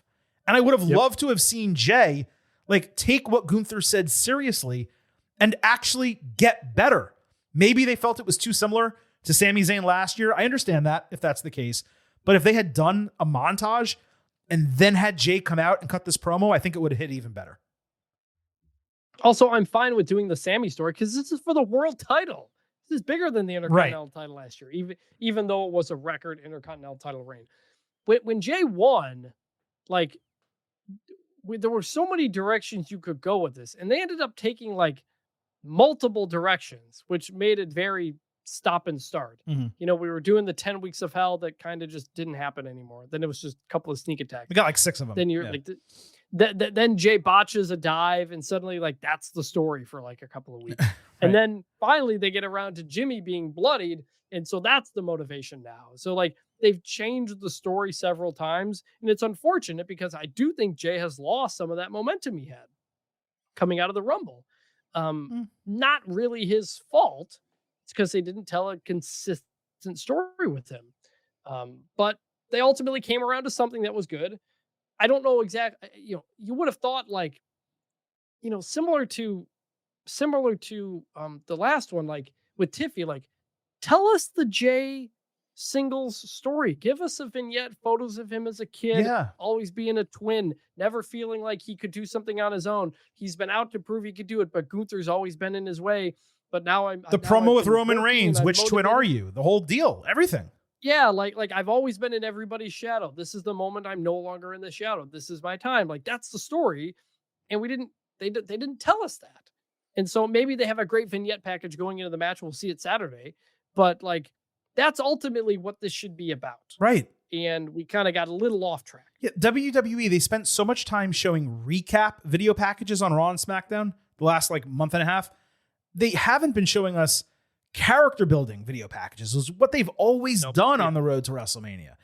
It's just very odd. This whole build for everything has been odd. I disagree to a degree that he's lost momentum, but I do agree that the story changing has adjusted the way fans are responding to him. They're still yeeting like crazy. He's still immensely over. If he wins, he's very over. If he wins the title, it's still going to be an insane reaction, and people are not going to remember the story beat from week 6 of a 3-month build, for this match.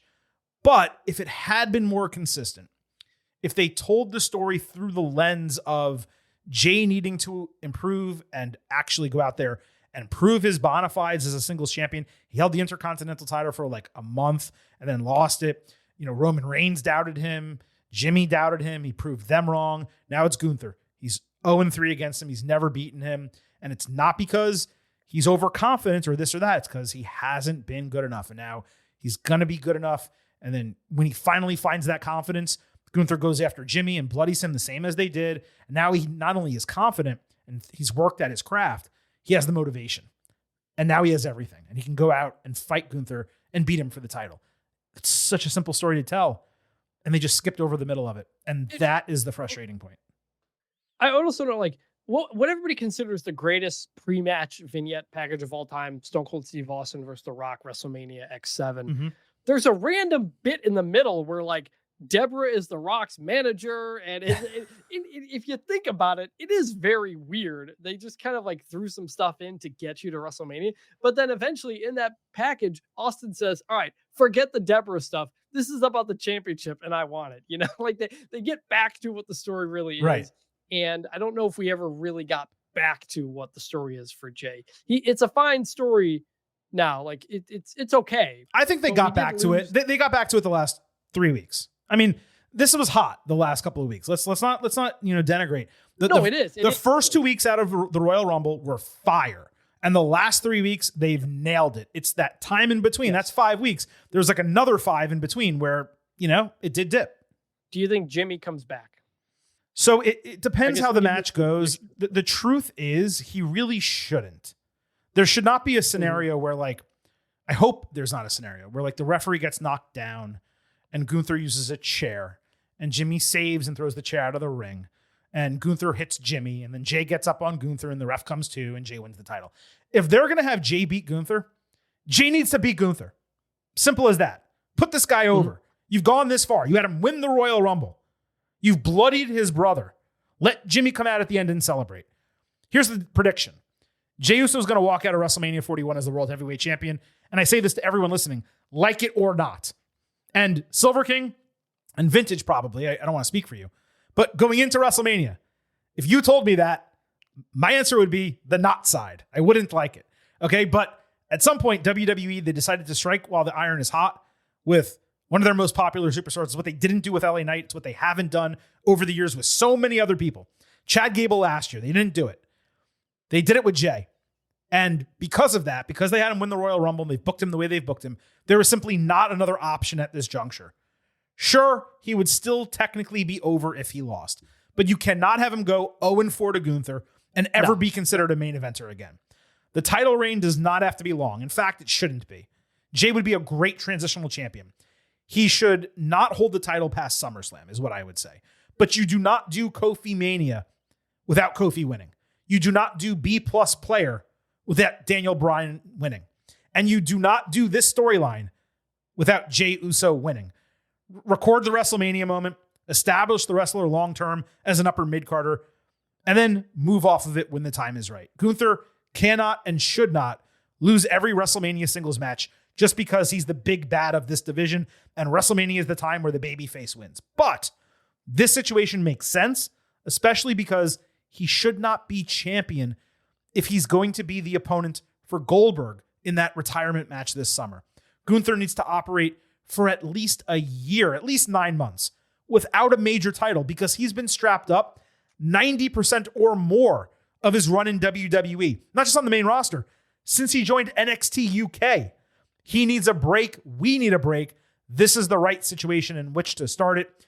Jey Uso, Saturday night, WWE World Heavyweight Champion. Jey Uso is going to win this match. He deserves to win this match. And I think it's going to be a good match. The random internet hatred for him after the Rumble was bizarre. After all those years of the people, like you said, hey, why doesn't WWE do more for Daniel Bryan, do more for Kofi, do more for CM Punk? They're doing the thing that people always get on them for not doing, and people on the internet continue to get mad. That's just how it goes. Jay, you know how hard it is to be a twin and to be part of one of the greatest tag teams of all time and still get over as an individual where fans want you to win the world title? That is unbelievable. Like, you may be annoyed by some of the yeet stuff and all this stuff, but it is crazy Chris, over. It's not just crazy. I'm sorry to interrupt you. I actually believe it's unprecedented. For a twin. Half of one of the most successful tag teams of all time. Shawn Michaels was part of a successful tag team. He wasn't a twin. He wasn't one of the greatest of all time. Like, just as a comparison point. I want to say, so not to shout out another podcast here, but just it signified something. A couple weeks ago, the Cheap Heat podcast replayed their first episode, and they talked about some episode of Raw. And in that Raw are the Usos. And in that Raw, Peter Rosenberg didn't know who was who and made a joke that you don't know who is who. And to go from that point to where nobody knew which Uso was which Uso to Jey Uso being at this level is an unbelievable accomplishment. Absolutely. In pro wrestling. And he deserves credit for that. That is not just WWE deciding to do something and then there you go. He got himself over. He made himself stand out during the Bloodline storyline and everything that went along with that. He got away from the Bloodline storyline and then got more over. Like, he continues to be put in these difficult spots and making the most of it. He has been fantastic. He's been awesome. He deserves this moment. It's going to be extremely cool to see him win. Let me ask you this question, because what so many people talk about and what Gunther discussed at the beginning of this feud and now at the end is that it's all gravy until the bell rings. A lot of people think this match is going to be terrible. They are forgetting that we've seen them fight before, and they've had not good, great matches before. I'm not saying A+ matches, but great matches. So I want to actually discuss this. We give star ratings and letter grade ratings on the instant analysis, but Chris, what do we think the rating that we give this match? And let's both grade this, because usually it's just me that does it. What rating do we think we're going to give this match after WrestleMania? Because I'm going to tell you, I would be shocked if it's not like a flat A. Oh yeah, I was thinking on the 5-star scale. Like, I would. Yeah, a 4.25. I think a 4.25 is where I think I'm going to put the barometer. Yes, I trust them. I trust Gunther to make this moment feel like the big moment that it should be. Yeah, he's going to sell his ass off. They're going to plan this match as well as they possibly can. And might there be screw-ups? It's possible. But they're going to go out there and actively try to prove people wrong, especially Jay. And I'm hopeful that he actually accomplishes that. Before we move on to the main event of night one of WrestleMania, I just want to do a quick shout out. On this show, we've praised that John Cena Mao Zedong fan sign from SmackDown a couple months ago. We said it was the WWE fan sign of the year, unlikely to be topped. It is still holding the number one spot during WrestleMania. However, a strong-ass contender showed up on the arena floor Monday night on Raw during Jay's promo. It read, "This financially ruined me," obviously referring to the cost and quality of WWE tickets these days. So I wanted to shout out that fan. We did not overlook your sign. You are number 2 in the fan sign rankings for 2025. Let's talk about the main event, night one of WrestleMania, and boy, do we have a lot to talk about. Roman Reigns, CM Punk, and Seth Rollins. SmackDown aired an extended Punk, Paul Heyman retrospective. Footage from as far back as 2005 was included, but it was primarily in the early 2010s. It included a ton of praise going both ways, along with a bunch of footage of them hugging and embracing. For some reason, despite taking the time to put this together, and it was great, they did not air any video or audio of the segment we played last week from Raw 13 years ago, which directly relates to the storyline.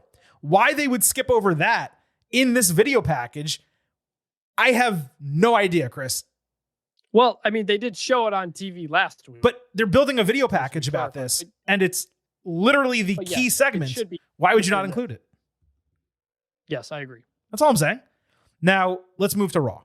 Heyman sat by himself the entire night, waiting for Reigns in the parking lot. Just seconds before Roman's black SUV pulled up, Punk came over, put his arm around Heyman, used the lyrics to his song as a prelude to say, a real friend would not do anything to put him in harm's way. Roman arrived, saw them being chummy. He immediately stormed off to the ring with Paul following him. Reigns refused Heyman's serving of the microphone. He grabbed his own, and he spoke to Paul through the fans, saying they love him and they would never betray their tribal chief. Fans chanted, "You effed up," and Roman actually egged them on to go louder, and the censors didn't actually pick any of it up. Heyman said that it wasn't a betrayal, not when you owe a favor. Reigns pointed out he never asked for help at War Games, so Heyman left him in a position where he's paying the tab for a favor he didn't even offer. Rollins entered looking like a BDSM dude who turned into a hunter. He was wearing this big black leather vest. This clothing was purposeful. We'll come back to that. He said it was the biggest triple threat match in the history of the industry because the winner would define wrestling's future. And it can't be Reigns, who never shows up and makes others do the dirty work. Thank you. And it can't be Punk, who leaves when times get tough, leeches off the successes of others. Thank you. Fans chanted for Punk like morons, which Rollins looked them side-eyed. Like, what are you guys chanting for? Rollins painted himself as the guy who sacrifices physically, sacrifices mentally to do what is best for business, to help it live and thrive. Straight facts, Omi. Thank you. Rollins then tweaked Reigns, saying favors don't happen by chance, they're a choice. Like he chose not to hospitalize Heyman, a scumbag, last week. Heyman is not in Punk's corner by chance. He made a choice. Rollins questioned why he made that choice. Reigns seemed to agree. He moved away from Paul, stood side by side with Seth, only to completely blindside him with a lariat and throw him into the ring post. Heyman then acknowledged Reigns, but Roman shoved him to the canvas, fully pie-facing him. Punk runs out, eliminates Reigns, checks on Heyman, only to turn around and get speared.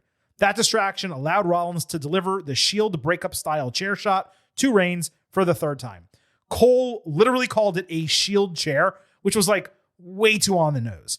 And unfortunately, Reigns did not sell it the same way by falling onto the ropes, what I felt was the lone notable miss in this segment, because that would have been perfect. It was right there. Then Rollins stomped Punk and Reigns in succession to stand tall on the Go Home Raw to WrestleMania.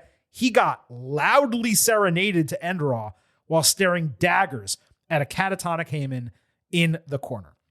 We have spent a lot of time on this podcast, Chris, talking about this feud, this storyline, the stakes. I felt this accomplished a lot on Monday night. It was one of the best segments of 2025 so far, and there have been a lot of quality segments. The character work between all three guys was tremendous. It was quite a move not to put a mic in Punk's hand on the Go Home Raw for WrestleMania. And let me be clear, a move I wholeheartedly disagree with and simply don't understand. But his part of this build, it was largely over last week, and he was at least able to show some character and personality in other ways, the two interactions with Heyman. You had Rollins proving himself to be the most motivated and dangerous of this trio, while Reigns showed jealousy and that ego getting continuously dented.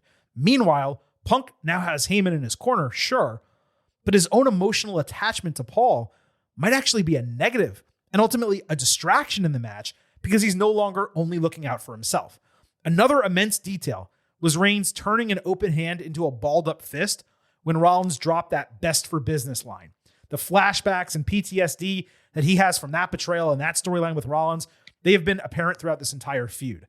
That's where the Shield-like vest came into play, as I alluded to earlier. Really nice touch.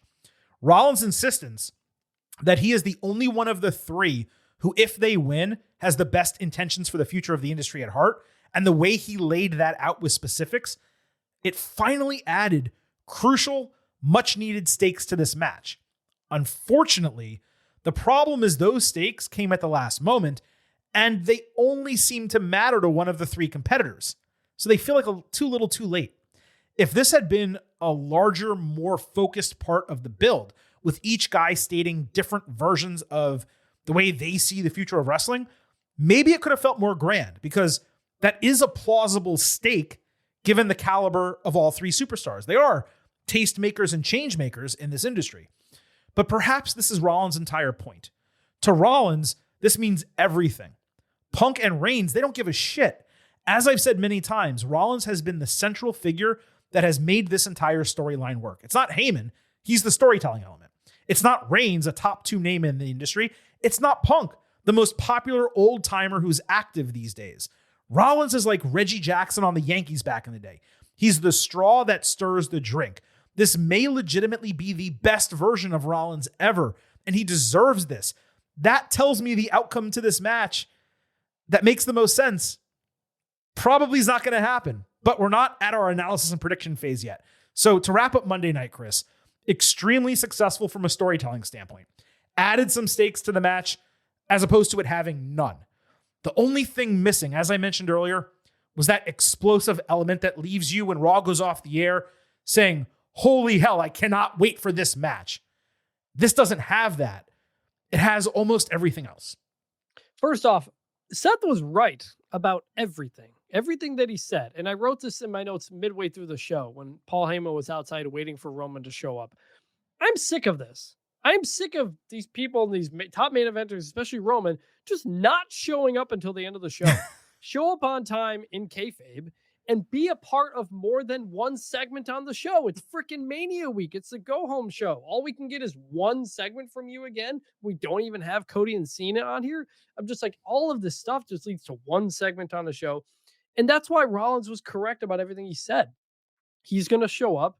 He's the one sticking with the company. Ultimately, I came out of that being like, you know what? I do want Seth to win. Mm-hmm. And that's not at all how I felt. And to your point, the motivations for Seth are now clear, far more clear than anybody else. I don't totally know what Punk or Roman is getting out of this.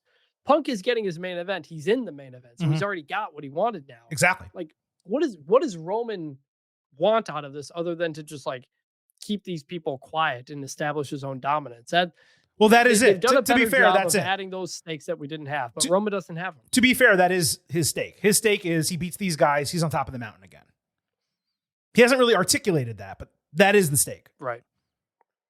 That's what it should be. It should be like, once I'm done with you guys, I'm going back to get my WWE championship from Cody. Yeah, and he's kind of alluded to all of that. It's just, it hasn't been firmly stated. Even with Punk, his entire storyline from the Raw on Netflix debut till now, and really even before that, is I'm done with Drew McIntyre. I'm focused on winning the championship.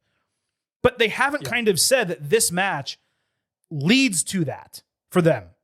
And it should. And Rollins should be saying, taking exactly what he said on Monday night and just stretching it a little bit further, you guys can't win this match because I don't want either of you to be the number one contender or be the next champion, because then you're in control of the industry. Like, that's how you tie it all together. And that's why I've been saying this for months. This should have been a number one contendership match where you can get the match anytime you want for the remainder of the year. It's a clear stake, and it fully buys into, merges with Rollins' entire take here of, I can't let you guys get that. It has to be me. I'm the only one I can trust to do it. So that's where we stand. Do you agree with me that this was an immensely successful segment? It added a level of stake. It got fans behind Rollins probably more than they have been to this point. And Seth did come out of this, this you already said, as, I don't want to say the fan favorite, but if you're someone who follows this and actually is paying attention to the story beats, he's the one that's been right this entire time. Yes, this was a fantastic segment. It was a great segment. And Seth was right about everything, and he had a good point. And it's a weird spot where it's basically three baby faces in this match. And so for Seth to get in a position where they're serenading him as the go-home goes off the air, that's a credit to him. It is. And you're right that it's three baby faces. The funny thing is Reigns is still acting like a heel, but he's just getting cheered now because fans are happy that he's on their television. So in terms of a prediction, look, the best possible booking here, if WWE really wanted to make waves and do something memorable, would probably be a Rollins heel turn with Heyman as his new advocate. Reigns and Punk stay babyface, and you have killer feuds for 2025 into 2026. Rollins regains the World Heavyweight Championship. He takes it from Jey Uso, solidifying his heel character. It would also create an incredible build to Reigns-Rollins at WrestleMania 42. We desperately need that. This was actually alluded to with the Best for Business line. And I gotta say, that would be a red hot angle if they actually go with it. But that's projecting pretty far. Do I see this actually happening? No, probably not. I did believe for a while that Rollins would win this match. And I was going to make it my prediction on this show. I thought it would be counter to whatever you were going to predict. Now it kind of seems like he might be the one taking the fall. And Seth is an incredible fall guy. He's the lone man in the match for whom it would be easiest to recover from a loss. This is a situation, Chris, where I've learned my lesson. Not predicting what I want to happen or hope to happen, but rather what I believe will happen. So as much as Rollins should win this, and I think it would be better for WWE if he did, I'm going to go with Punk for a few reasons. Number one, it's his lone WrestleMania main event. It's a huge part of the angle. Two, the dynamics of him winning, they continue Rollins' hatred, and perhaps they enrage Reigns even more. And three, Heyman's involvement could heavily push toward a feud with Reigns at SummerSlam. So I do believe it should be Rollins, but I'm going to go with Punk. And I'm going to add this. It should not, under any circumstances, be Roman Reigns. I'm with you. I think it should be Seth. For a while, I thought it would be Seth until he got that go-home segment. Because typically, whoever stands tall in the go-home segment doesn't win the match. But I came out of the segment being like, yeah, Seth's right. He should win. Yeah. Whether or not Heyman helps him, I don't know. I like the idea. I'd love for all of these characters to kind of start to go into different directions. But so you're picking Punk to win. Unfortunately, I am. Right? Yes. Because I'm trying to think, like, it kind of ties into whatever you think might be coming out of the main event. I do truly believe that. I do believe that if Jay wins over Gunther and Rollins wins this, and then he's the proper person as a heel. Is Rollins on Raw? I honestly don't know. Yes, they're all. I would think the booking would be that if Rollins won this and fully turned heel, you're building him into a number one contender. He fights Jay at SummerSlam, takes the title. Major heel heat because he's beaten Jay. And now you're building all the way to Reigns to avenge his cousin and also to avenge his entire career in WWE. Seth was the one who turned on him. You get Reigns and Rollins at WrestleMania 42. Here's a question. Do you think Punk will ever win the world title again in WWE? I believe that he should, and I believe that he could. And I think we'll talk about that in probably 30 or 45 minutes. I don't know if he will. I mean, he's up there in age. He's had the injury problem. He does not need to. Probably. He doesn't need to. You know, you want to give him a title match? Sure. But will he win it? I don't know. This is hard. This might be the hardest match to pick.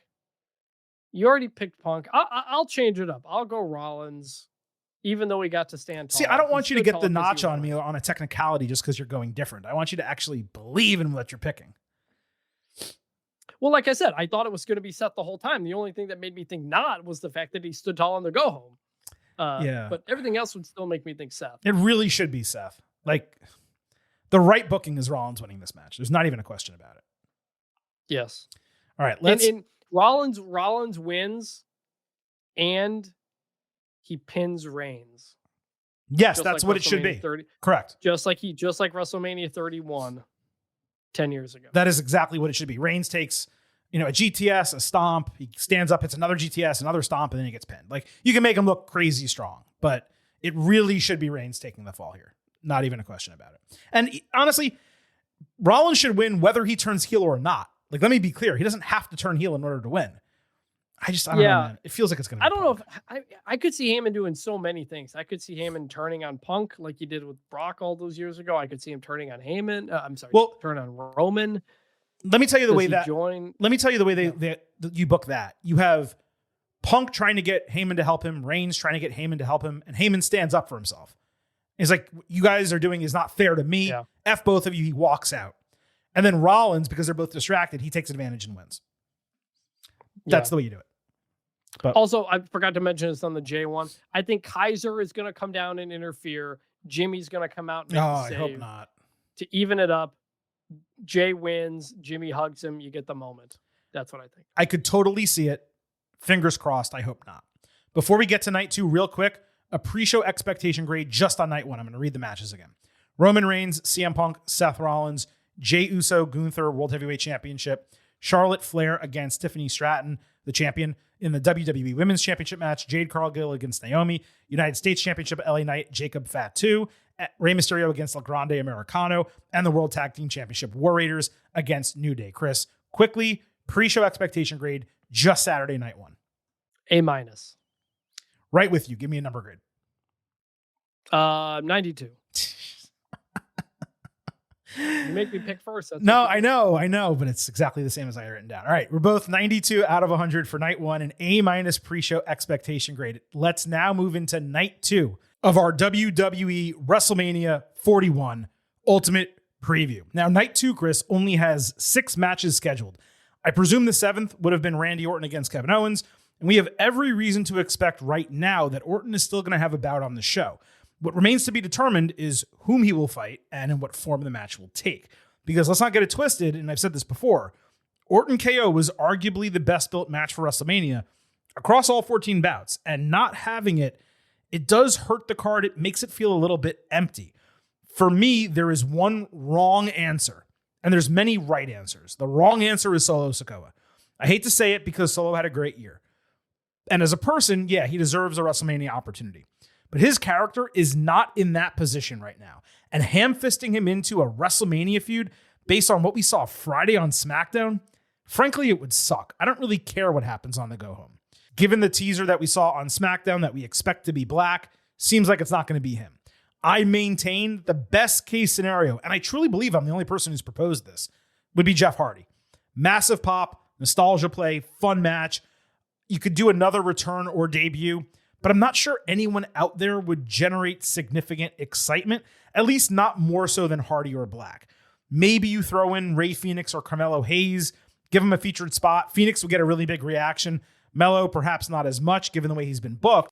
So really, I just come into this thinking, as long as it's not Sikoa, I don't think I'm going to have a problem with the booking. But if it is, I'm really going to dislike it. And you made this point. He mentions Mickie James. And Aldis is angry at him already.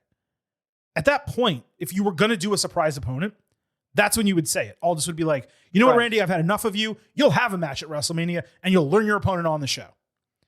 But he didn't do that. And he made a tag team match with the Samoans, or I should say the Bloodline. And it just feels like it's going to be Solo. It feels like it's going to be Solo. I don't want it to be Solo. It does feel like... I think it's possible he doesn't have one too. I mean, like I said, they didn't come out of that on SmackDown like saying, well, Randy Orton will have somebody, but we still don't know who. So I think no opponents. He should, though. I mean, Randy Orton should have an opponent. You know what? Maybe Sheamus. It's just like, you do it. They're legends. Oh, yeah. Throw Sheamus in there. Let them just beat the shit out of each other. Throw Alexa Bliss in there too. Get her on the show. And Chelsea Green and Roxanne Perez. Do a 5-way. Yeah. Yeah, beautiful. All right. So also, by the way, I forgot to mention, Roxanne Perez could also be Naomi's help. Against Jade. That's plausible too. Yeah. But okay, that's the most we can preview for Randy Orton right now. So we'll see if anything develops, and if we do another show later this week, perhaps we double back to that topic. We have AJ Styles against Logan Paul. So Styles fought Karrion Kross on Raw. First of all, Kross's entrance came during commercial in the United States. What we missed is he went back to his original NXT presentation, which is key for him. Again, I will remind, the show went 2 hours, 24 minutes. Couldn't even get Kross's entrance on TV. Cole made it a point to inform us the entrance was important to Kross, the one we didn't see. He finding himself and all that. He also said Kross was wearing gear identical to that of Styles. It was made from the same gear maker, which just added a nice touch to the match. Kross was dominant early, literally running Styles into the barricade. They botched a small package. Kross struggled on a lift, to which he audibly said, "Are you trying to sandbag me, AJ?" Kross used a fake ankle injury to lure Styles into a cheap shot. Then he did a little shuffle dance to make fun of him. Pretty damn funny, actually. Cole also reiterated that was mocking Styles' recent injury, which I actually missed, so I'm glad he said that. Styles came back with a backbreaker over the knee. He sold the knee. Then he hit phenomenal forearm for the straightforward win. What commentary failed to note is that Kross stood up on his own, turned around, put his hands behind his back, and sacrificed himself for the finish. I'm not sure how that tracks with Styles embracing the devil like Kross wanted, but I noticed the detail. No surprise given Styles was the opponent, but this was probably the best match Cross has worked on TV in years. Not sure there's even a question about that. So much character work, so much improvement in terms of caring what he's doing between the ropes. It's not going to be great wrestling, but you have to care about what the guy is doing, and he was able to achieve that here. So I credit him to figuring it out, and I actually had fun watching this. Karrion Kross has been working his ass off, man, for the last several months to just like get himself into positions to be on TV and then making those things interesting. Mm-hmm. It started with some of the social clips he was doing. He has basically carried Logan Paul's side of this feud. He's not really carrying Logan Paul. He's just AJ Styles carrying Kross has been more interesting than AJ Styles. Chris, Logan Paul. he's carrying the entire feud, and he's doing it on social media as opposed to on television. Yeah, like he deserves a lot of credit. He's been doing a good job. Glad he could get this opportunity. Would love for him to get more. He's interesting. He does cool things. I didn't know. I think you posted the intro that they skipped the entrance on Twitter. So I saw it then. I was like, oh yeah. And like, he's working his way back into the picture solely through hard work. And he deserves credit. And almost entirely, like 70% through social media. And we're not seeing it on television. So let me go on a little bit of like a explainer here. So first, let's talk about what happened after this. Logan interrupted after the bell. He got cheap heat on Sacramento while already getting heat from the fans. Then he threw to a Titantron highlight package of his career. Styles called him to the ring, but he was forced to take out Kross first because Karrion tried to attack him from behind. That allowed Logan to land his haymaker and the pulverizer to end it. The Kross attack did not make any sense. He sacrificed himself moments earlier. Right. It's weird to do that if he's supposedly trying to support AJ in beating Logan. Now, Paul's finisher remains spectacular looking. It's really an awesome move. I didn't care about any part of this, though. Logan, who told us on the Netflix debut, actually, he told us on the Netflix kickoff show that he was going to be full-time in WWE. He hasn't even been full-time on the road to WrestleMania. Not that I want him there, don't get me wrong, but this build has been half-assed for the start. They're literally fighting over nothing. And when I say that, I mean Styles and Logan as two individuals are fighting over nothing. I said War Raiders New Day was the worst built WrestleMania match. I actually take it back. This is the worst built WrestleMania match. And here's why. Yes. Because it's been a massive failure to not integrate the storyline with Kross into their promos and their match storyline.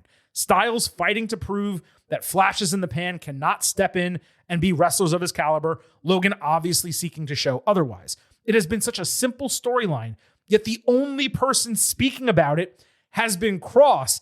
And he's been doing it on social media. And Chris, he did it again Monday night after this match. Here's what Kross said. I got some other things to be happy about. Like tomorrow morning, I'm going to wake up next to a naked Scarlet Bordeaux. I mean, that's great. This other thing, though, no offense, I'm really happy about right now is I got this sliver of the man that I've been trying to pull out of AJ Styles. The AJ we need to win at WrestleMania and beat Logan Paul. And it finally dawned on me, I finally get it. Why you're trying so hard to be this, pave the way, show everybody the right way, this nonsense. It's because you're still in your head about what you did to Cody Rhodes. Faking your retirement. You think you have to prove to these people that you're not that guy anymore? You are! You will always be that guy. We are everything we have ever done in our lives. This whole change thing, change does not mean you unbecome something. We are everything we've ever done in this life. These people will let it go because they just want violence. I don't know why I'm the only guy who's figured that out around here. Please, AJ, do what needs to be done tomorrow. Do what needs to be done the next day, and the day after that, and after that, until you get to Mania, and then moving forward. Because you winning at Mania represents so much more than you understand. All of us in the locker room, everything we've been through to get here and say we are WWE superstars, it has to mean something, man. It has to mean something, and it's on you. And if you lose, then maybe we all should have been YouTube stars. It's on you, AJ. I need you to make me believe I didn't subject myself to 11 years of this for nothing. You want real, Alan? It's real. Now it's real. Time for you to be real at WrestleMania.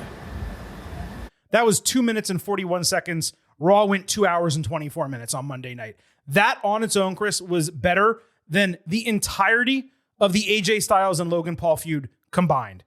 It was posted on social media an hour after Raw went off the air. It is more storyline, more intrigue than anything we have gotten from either of the other guys. Cross just told us why this match matters. Neither Styles nor Paul have done that. And I'm fine with Karrion being a third wheel carrying the storyline if he was actually effing doing that on television. They briefly mentioned it last week in that backstage segment. This was 10 times more effective than that. And this is why the AJ Logan build has been a total failure, because this is what was possible the entire time. Yet for some unknown, illogical reason, they chose not to put it in front of fans. I'm going to transition this into my prediction. It better be Styles. Perhaps AJ is okay doing the job. Maybe this is his penultimate WrestleMania, so he'll do whatever this year. And as long as he gets something significant next year, I can't say. But there is no scenario in which Logan should beat one of this generation's greatest wrestlers. In the past, my take on Logan matches has been, I don't care for him, but he impresses in the ring and he'll probably exceed expectations. I'm probably going to be true again because all he does is prepare for one opponent months in advance. But frankly, that shine is worn off. I care less about Logan than ever before. I care more about Karrion Kross than ever before. I hope AJ wins in reality and in kayfabe. I just want this over, and I want this guy on television. To get back to those two, there just hasn't been a story. They just literally have not told a story. The Logan Paul vignette was the exact same story vignette they've told since the day he walked into the company. Nothing about him has changed. None of his motivations are interesting. Like, he's just, hey, I don't need this wrestling thing and I'm already good at it and I'm rich and everybody's jealous I'm rich. Like, it's been years, man. You got to do something different. You got to tell us something different. And they're just not doing it in this match. I barely know AJ's motivations in this. I don't even exactly know why they're fighting. I cannot remember. Like, it's not like they've had enough segments to even make that clear. So ultimately, because Logan Paul is not on TV very often, I think AJ gets the win. Logan Paul got a title retention at Mania last year. He doesn't need it. So I'm going to go with AJ Styles. Women's Tag Team Championships, Liv Morgan and Raquel Rodriguez defending at this point against a team to be determined. So who winds up challenging them? Let's have that conversation. On SmackDown, there was a gauntlet number one contendership. Lyra Valkyria and Bayley entered first to Lyra's music, which got woos from the crowd. Commentary made it clear they had never tagged before, but right off the top, I felt WWE missed a really big opportunity by not having like a backstage segment with them working out their shit before running the match. Valkyria pinned Shayna Baszler of Pure Fusion after a couple minutes with a counter jackknife cover. Maxine Dupree went on a decent run, but when she tried to impress Natalya with a sharpshooter, Bayley countered into a small package for the 1-2-3. The KCs completely wowed the crowd with multiple moves, including the keg stand to Tornillo Tope Suicida. Lyra had an incredible counter of Katana Chance into Nightwing for another fall. Bayley countered B-Fab into Rose Plant almost immediately after a commercial break. Secret Hervis, they were last. Lyra got almost shockingly strong crowd reactions while making a run. She powerbombed Piper Niven out of the corner. Bayley added an elbow drop for a 1 count. Didn't love that, but it wasn't Bayley's finisher. The goal was for her to look strong, and that's positive for Piper. Niven pulled her back into Boss Man Slam, and Hervis hit a tandem straightjacket surfboard swanton bomb. As sick as it sounds, that shit looked even cooler on a Friday night. Valkyria broke the fall. Bayley to belly took out Alba Fire. Then she helped Lyra powerbomb Piper off the ring apron with a dropkick. Onto the ring apron with a dropkick. Fire nearly pinned Bayley twice. She got caught with Rose Plant and the flying leg drop. And Bayley and Lyra Valkyria went wire to wire in the gauntlet, became number one contenders for the Women's Tag Team Championships. My take on gauntlet matches remains unchanged. If the individual segments are not going to be real, then it's usually a waste of time because it makes everyone but the winner look like shit. This was almost that. Almost. With 6 teams, you need 32, 35 minutes to fulfill what I'm talking about. This got 29. The real shame of it was the KCs because they were the most real tag team in this division other than the champions. This is before Hervis came together. The crowd goes crazy for their moveset. They're likable people. And if WWE even put a modicum of effort into building them as players in this division, they would be immensely popular. The segment was too short for the KCs. Most of the others were okay, but what is straight up impossible to ignore was the crowd reaction both to this match overall and especially the segments with the KCs and Hervis. Proof positive. Women's tag team wrestling, it can work and it can get pops. This was probably the most popular Bayley has been on the main roster, or I guess that's where she's been the entire time, since last year's WrestleMania. It's definitely the most over Lyra has ever been on the main roster. And while it sucks that the women's IC title is not getting defended at WrestleMania the same year it was introduced, we talked about that already, getting her in the ring with Bayley and Liv Morgan in particular makes this a notable match. I'd have preferred a singles match for the IC title, and then Liv and Raquel could have done something else. But damn it, this segment hit, and it successfully established Lyra and Bayley as worthy challengers. Plus, it got Lyra on WrestleMania, which she absolutely deserves. This was a lot of fun. It was a damn good gauntlet match, and it was a highlight of SmackDown on Friday night. It was really good, and it was exactly what we said it should be. Mm-hmm. You had to have Bayley and Lyra go through everybody because they're not a team, and you had to have Secret Hervis be in the final as well. And that's what happened, and it all worked out. So really good stuff. Over on Raw, we had Bayley against Liv. After hitting two amigos ringside, Bayley countered, but Morgan got her back in position for a third off the steel steps. There were dual chants as Liv hit a code breaker on the ring apron and a shotgun dropkick off of it. Bayley caught Liv flying with half a cutter plus Bayley to belly before Rodriguez barely forced a rope break. When Raquel got involved, Bayley decapitated her with a cutter over the middle rope. Liv caught her with a backstabber, but Lyra hugged Bayley's waist through the ropes that prevented oblivion, and Bayley immediately used Lyra's own jackknife cover off the rebound to get the hometown win. This was a lovely little match. Really fun finish paralleling last week. The crowd was invested. The right side won, given the expectations for Mania, and we appropriately saw the challengers come together as a unit, given they're still newly paired, which is odd for a match on a show like WrestleMania. But we discussed those circumstances already. Outside of it maybe being a little bit smoother with the cutter and what Raquel did, I'm not sure this could have been done any better. The women's division, it's finding its form. This was borderline B plus A minus. And just like I said, the gauntlet was a highlight of SmackDown. This match was a highlight of Raw. Yeah, good, solid match. I mean, just on paper, to have these two together was a pretty big deal.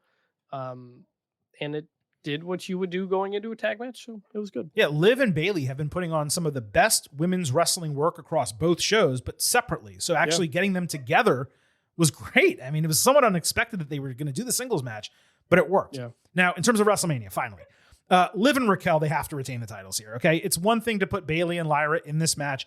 It's quite another to strap them up for really no good reason, just to get a babyface pop, especially because Valkyria is already a champion.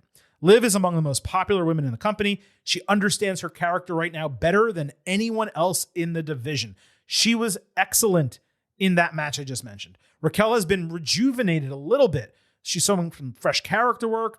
Their run as champions really just is getting started. It's intriguing to me that this match was relatively thrown together over the last couple of weeks, yet it has stronger build than some of the matches we just talked about. So I guess some level of credit is deserved to that end. But just to be clear, Liv and Raquel retain the women's tag team titles. Yes, I don't see any way Lyra is becoming a double champ. Liv's been great. Deserves a big win in a big spot here.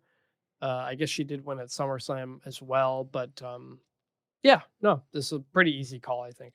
What's interesting is that Bayley's getting her biggest pop since last year's WrestleMania, and she's working alongside Lyra to get it. And that's massively positive for both of them.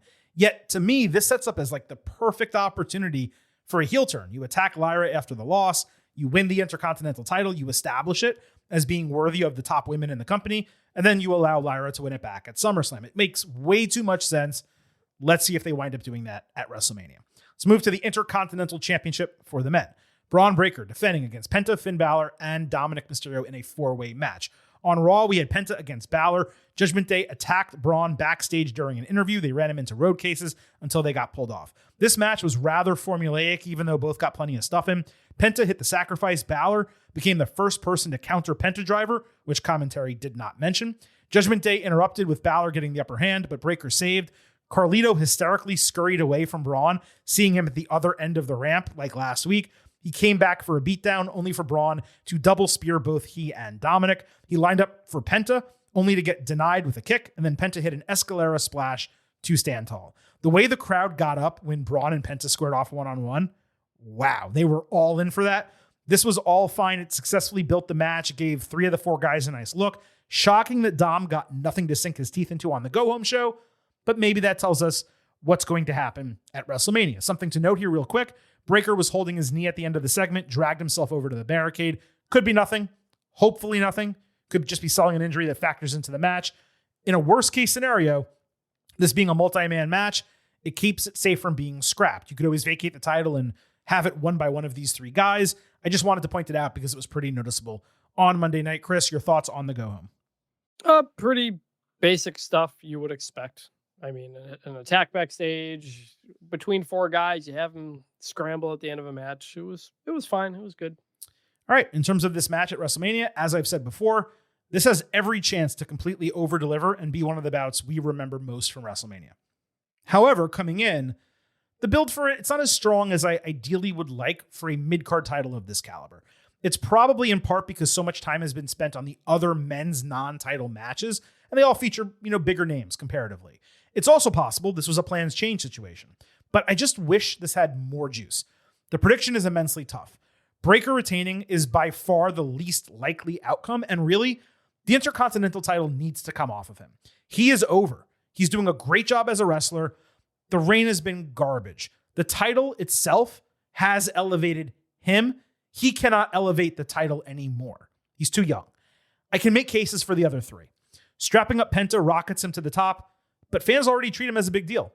Dominic catching a win here, particularly by pinning Finn in a situation where others take him out and Dom capitalizes, lie, cheat, and steal style. Eddie Guerrero creates a really intriguing booking scenario between them. He's also deserving.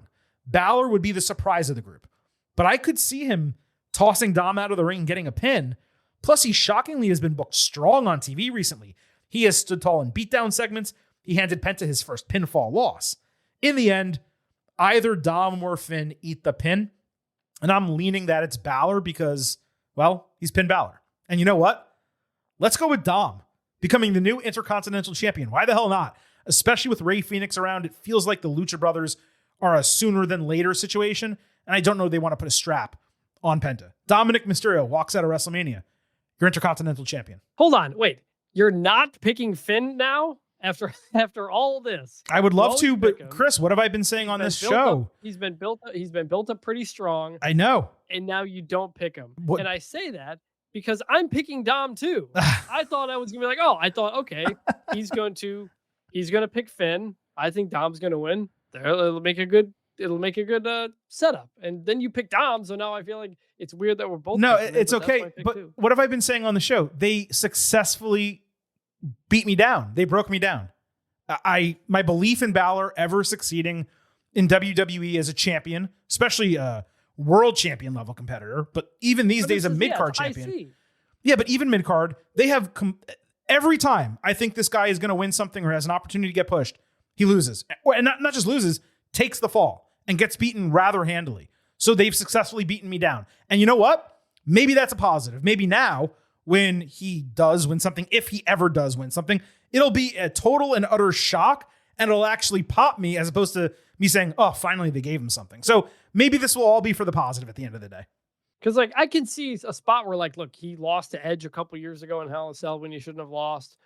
An IC title's an easy thing to give him, and he pins Dom in the process. And then that fully kind of breaks up the Judgment Day sort of. I can 100% see Finn winning it. If I wasn't picking Dom, agreed. I'd pick Finn. I don't think Penta's winning this thing. And I could see Braun retaining, but most likely is one of the Judgment Day guys wins it.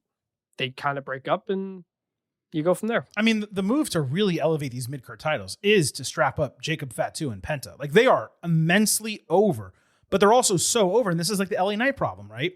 They don't need the title. They're over anyway. So, do you maybe strap up someone where you can tell a story with it? That's where Dom and Finn come into play here. But I think you're in agreement with me. It has to come off. To be fair, LA Knight was way more over than Penta and Jacob Fatu are right now. Yes, he was getting Roman Reigns spots and all kinds Correct. of stuff. He and these guys are still very, very new, especially Penta. True, So but it's about I don't see it yet. it's about striking while the Actually, iron's no, hot. that's not Though. true. I picked Fatu. Fatu I could see because they've put him in big spots. Penta's not there. It's about striking while the iron's hot is the point. That they're over and they're getting more over, and you could strap them up and continue that ascension. And they didn't do that initially with Knight. He got over despite that. And that's why he's so impressive. But in this case, it's like I could see them strapping up Penta. I just think this is what I was trying to say a second ago. You agree, though, it has to come off Braun. I think it should, yeah. I think he's gone as far as he can with this. He's frankly gotten a little stale. I think he needs to get into something fresh. He got stale. There was a while where he was the IC champ the first time around, and we barely ever saw him at all. So it's like, get him away from a title, get him into a real storyline. I think that's the next step he needs to take. Even on this run, we haven't seen him. He disappeared for like all of Europe, and he just came back to actually build the WrestleMania feud. They've done a terrible job booking him as champion. It's been really, really frustrating. Twice. And yet he is still massively over, and that's great, but it's been frustrating. Damian Priest against Drew McIntyre in a Sin City street fight. You may say, Silver King, when did that happen? Well, I'm going to tell you that right now. So this match, Chris, was simply announced Thursday on social media. Then on SmackDown, it was upgraded to this stipulation via graphic, despite both guys having a segment on the show where a challenge could have been made or the stipulation could have been added. Since this is the ultimate preview, and generally we have more first-time listeners on WrestleMania week, do you want to explain, Chris, why we hate match announcements like this? Because it doesn't add anything, first of all. Like, it takes away from the intensity of a WrestleMania match. When I talk about the build being a problem, so many of these matches on this card have been announced via backstage segment or social media or whatever. It's ridiculous. And then you're also announcing the stipulation before we've even heard from the two of them. Like, every WrestleMania match should be a big deal announcement. And we knew this match was already going to happen, but another lame way to do it. Well, like, what do you get out of it? Oh, I got to make sure I follow the WWE account on Twitter. Otherwise, I'm not going to know there's a match being made. Like, what are you getting from that? I would be okay in a rare situation if they said on Friday morning, Damian Priest and Drew McIntyre are official for WrestleMania. We solidify it tonight in either a face-to-face or a contract signing, whatever. And then as that segment happens, you have McIntyre come out and say, you know what? I don't want to just wrestle this guy. I want to kill him. I want to beat the shit out of him. We need more. And Priest is like, let's have a street fight. And Nick Aldis is like, okay, fine. And it's a street fight at WrestleMania. Crowd goes wild. They sign the contract. And then the graphic comes up, an hour later. It's a Sin City street fight. Like, that is just so much more acceptable and exciting. And that's what bothers me. So let's go ahead and talk about what happened on Friday night. So McIntyre attacks Priest from behind during his entrance for that face-to-face. He slammed his head into the LED board like 10 times. They did the fake static as if it had been damaged. It would be so much more realistic to just flash it and make it go black. Priest had to be dragged off with wobbly legs. Drew cut a promo with USA Network bleeping the word ass. They bleeped the word ass at like 9:30 at night. McIntyre said Priest challenged him to a match with this stipulation, trying to take advantage of his eye patch. He promised to give Damian the beating of a lifetime so that he could actually live forever and attain his mantra. Then he pulled off the eye patch, saying he's 100% cleared. Priest, he charged back out, ran through Drew, slammed his head on the steel steps. McIntyre gouged his eyes. Then he went steel steps to the head. He somehow cut his hand open. It ended with McIntyre hitting a future shock DDT into the steel steps before ripping a chain off Priest's neck while Damian's eyes were straight up bugging out on the floor. It was really a cool looking spot to close the segment. Now, this segment on its own was great. McIntyre can basically do no wrong on the mic. Both attacks were strong. They avoided the repetitiveness of a pull-apart brawl. And while Priest fell at the end, it was a bit corny. It played well enough. Most telling to me was the crowd was 100% behind Drew until Damian came out. And then it was like 65% behind Drew. With the booking and stipulation, WWE has successfully managed, I can't even believe I'm saying this, to drag my interest up to an 8 out of 10 for this match. I got to give credit where it's due. We were in the camp of so many who believe that McIntyre should be involved in something more befitting of his stature for the show, and I still believe that right now. But they took something that I truly felt was a 4 out of 10, and they got me to an 8, and it's because of the work both of these guys did building this match, and frankly, the creative behind it. So kudos to them. I don't want to say for making chicken salad out of chicken shit, but for actually making something worth viewing and being excited about at WrestleMania. Yeah, the last several weeks, these guys put a lot of work in to make this a lot more interesting than we thought it was going to be. And that was all great. They've done a really good job. Pulling the eye patch off, I felt like it could have just been used in a bigger spot. I don't know where it was. During the I match, don't know they if you could have need done to pull it off. What's They could have that? done it during the match. Yeah, during the match or before the match or something, or someone thinks he has the upper hand on him, then he turns out he doesn't. Like Moxley and I think Hangman both had eye patches in AEW. Daniel Bryan as well. But this was real solid. My only concern was when he pulled the necklace off of Priest at the end. I was like, oh no, are we doing another bracelet thing with CM Punk? But no, this is really good. So that's my concern. Like, Drew stole a plastic bracelet, then a metal cross necklace. Is the next step a gold Rolex? Because like that would be the natural progression, that he's going to feud with Cody and steal the damn watch. Yeah. Now let me be clear. There's no way in hell Drew McIntyre should lose this match. I cannot stress that enough. No way in hell. Immensely concerning end to the segment, as you said, with McIntyre standing tall, using the jewelry. It's a telltale sign that this is going to go the other way, which heaven forbid. Putting that pessimism aside, there's still a go-home SmackDown, and these guys have been trading major moments on the entire road to WrestleMania. So maybe it's as simple as Priest wrecking McIntyre this Friday, taking the necklace back, and it's no longer a story point. And I hope, truly, that's the case. So I'm going to go against what my eyes tell me. I'm going to lead on what I believe Triple H knows deep down, which is that McIntyre needs to win this on a major stage over a guy who simply does not stand up to him from a prominent standpoint. As much as Paul Levesque, the wrestler, may love Priest, Paul Levesque, the booker, needs to know that's not, I hate to say it, best for business. Drew McIntyre beats Damian Priest. Yes. I will say I feel less confident with every week. Same. That it would be McIntyre. I mean, from the beginning, we figured, oh yeah, McIntyre's going to win, obviously. But it's a credit to both of them that it got us to a point where I think I even said this like 2 or 3 weeks ago, where I was like, I kind of think Priest might win now. It was kind of that Gunther situation where right toward the very end, he got really hot. And I was like, man, I don't think he should drop the title to Gunther yet. He ultimately did. Mm-hmm. And, I think that hurt him. We didn't quite get there, but we got to a spot where I can see Priest winning and me being fine with it and making sense of it and all of that. But ultimately, I think this is as far as this goes. And I think McIntyre gets the win. I can see Priest winning and thinking that it's still a good match and that the booking is logical and sensible. I cannot see Priest winning and me being okay with it as a booking decision. Let's move to the Women's World Championship. Io Sky defending in a triple threat match against Bianca Belair and Rhea Ripley. Bianca got a promo package in which she admitted the situation with her friends got in her head, and coupled with the Io Rhea situation, she's showing a different side of herself by standing up for what's right and speaking the truth. You don't have to like it, but you can't deny it. Belair reminded that she's never been pinned at WrestleMania, saying there's nothing either of them can do to stop her.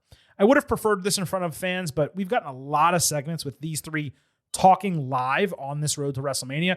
Plus, I presume the idea was for there not to be boos in response, though WWE really should be leaning into that. Belair finally has an edge for the first time in years. She showed it again in this video package, and I just really want that to be her character now going forward. Ripley's version followed. She claimed Belair has been toying with her emotions, making her appear like the bad guy this whole time, when her entire motivation is just to get back what she loved and lost. Rhea also claimed that she did exactly what Io did in complaining until she got the title match that she deserved. Solid promo from Ripley. Hers kind of fell flat for me, just from the standpoint that most of it was bullshit in comparison to Belair, who largely spoke the truth. Everything about Rhea is a heel right now, except for the way fans react to her. And if that's going to be the case, WWE should just allow her to be a face and let Bianca be a heel. Io spoke last in Japanese with subtitles. She said they keep disrespecting her, yet she's the champion, which is why they're fighting in the first place. She refused to be ignored or forgotten, reminding that they have to go through her, and she's not afraid because she's beaten both of them before. She promised we will never forget her name. I would put this one between Bianca and Rhea. Belair the strongest, Io next, Rhea third on Monday night. I thought Io's was actually the best of the three in making the most good points, which was like, you guys think you can push me out, but I'm the reason you're fighting in the first place. I thought that was the best line of the whole thing. So credit to Io. They did a good job with that one. There was a period of time where, I would sing Io's praises on the show, and you didn't necessarily care that much about her. You respected her talent and her ability. You didn't really care that much. Mm-hmm. Have the last 6 weeks made you care about Io Sky? Is she as over with you as she has become with the fans? They have absolutely made me care more about Io more. Think she's a deserving champion and everything. They haven't, and I don't think anything could make me wish this was instead just Rhea versus Bianca. Okay. But they have done everything they could to get me as far as I could in being okay with this being a triple threat. Interesting. Okay. So this is another scenario where, as far as I'm concerned, we have a must win, and it's Io Sky. The way this entire story has been told is that these are the 3 most prominent and talented women in WWE. 1A, 1B, and 1C in whatever order, though I think we all know it's probably Ripley A, Belair B, and Sky C. Rhea and Bianca have now spent a month disrespecting Io through their actions. She's gotten her licks back, no doubt. But if she loses the title here, all that disrespect gets proven correct at the end of the day, especially if she's the one who gets pinned. That would be an absolute worst case scenario.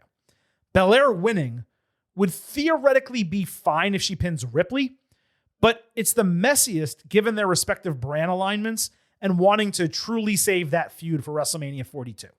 Ripley should not win under any circumstance.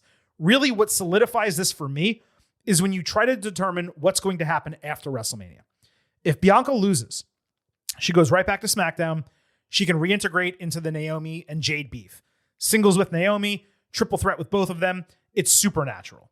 Rhea can lose and stay on Raw, where she can feud directly with Io and finally get her one-on-one win, perhaps at SummerSlam. That puts the title on Ripley, allows Belair to become number 1 contender. They match at WrestleMania 42. But the other consideration in this match is who takes the fall.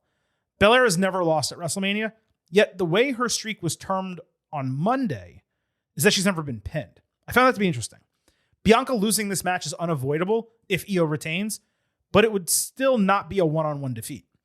WWE then has an option. Pin Belair and add that to the reason she's angry at Ripley. She can claim it didn't happen one-on-one anyway. Or pin Ripley, keep Belair's streak in place.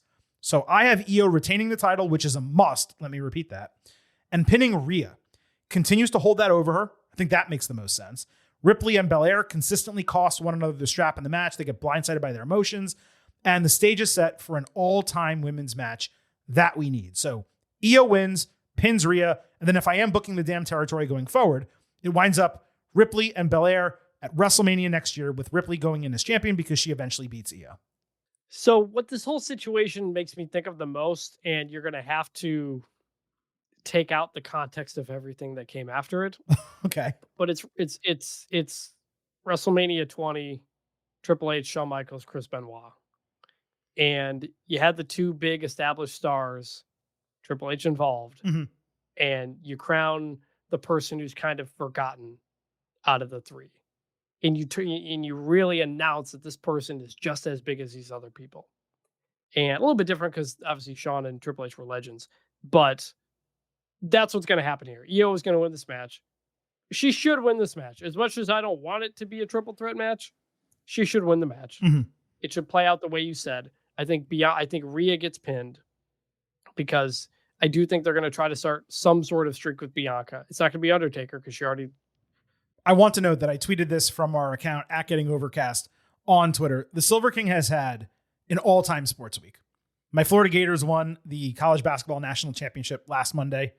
Rory McIlroy finished the career Grand Slam in golf at a Masters I attended and got to be right by the 18th green, seeing that happen live. That happened on Sunday. Io Sky winning this match, it completes the trifecta. It would be quite a 2-week period for your boy. So it's needed to truly establish her as one of the 3 giants of this women's division, which is where she belongs because she is the greatest women's wrestler active in the world right now. And I said this, Chris, on our 2025 resolutions for WWE, things that we wanted them to accomplish over the next year. It was not just WWE, it was all of wrestling. But one of mine was them actually establishing Io to this degree. And I got to say, if she wins this match at WrestleMania, we get to check that one off. So we will see if it happens.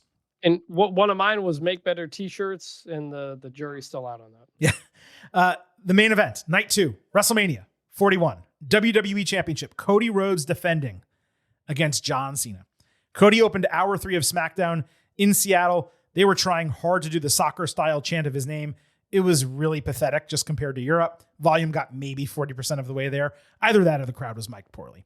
Rhodes stood in the ring with 5 different physical versions of the WWE Championship. He shouted out Defy, where he wrestled on the Independence. That's from Seattle. He pointed to the title, saying it represents being the best wrestler in the world. And his match with Cena isn't just about him, but everyone that comes next. There were split chants, so Cody pointed out that John opted to not even show up in Seattle, which roundly got booed. He made a confusing comparison, saying his tattoo is just like his suit. It was him showing he wants to be somebody. I don't really know what he was saying there. Then he pointed to each of the titles and alluded to famous champions who held them respectively, arriving at the spinner belt, acknowledging that Cena carried WWE on his back for 10 years. He told John it was okay for the fans to finally love somebody else. Then he shouted out tons of current WWE superstars, men and women, faces and heels. Cody actually mentioned Brock Lesnar, saying he will tell Cena what he told Lesnar and Roman Reigns. He's his best when backed into a corner, and when the bell rings, Cena will be able to have his moment waving goodbye. Cody closed, saying John's time has been up for a while, and the WWE title is staying home with us, him, the superstars, and the fans. This was a normally great Cody promo in that he is fantastic on the mic. He took time to nicely weave a story, made clear the stakes of the match, not just in the short term, but in the long term. Immensely successful to that end. Not having Cena on the penultimate SmackDown naturally hurts the main event story, with Rhodes forced to carry this feud himself.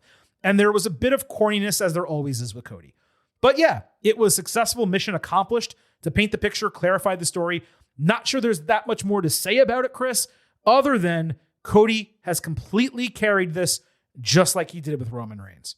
Just like he did with Roman Reigns when? Really, each of the last 2 years. I mean, Rock kind of carried it with Cody last year. Right. Reigns was the third wheel of a four-wheeled vehicle in that feud last year. So Cody did more work than Roman, even though Roman was champion. And if memory serves, Cody kind of carried Roman on the build to WrestleMania 39 as well. I mean, the visual of this was really cool, having all the belts out. That's a really cool thing. I mean, Cody getting to wear the winged eagle and doing that whole thing with Kevin Owens for a bit. Like, there's a real appreciation for history, and because of Cody's family, they can lean into the history. It's really good. But Cena not being here is a joke, man. Yeah. It's the penultimate SmackDown. We haven't seen, since they came back to America, I think he's done one show. One. Like, it's a joke. Where the heck is The Rock throughout this whole thing?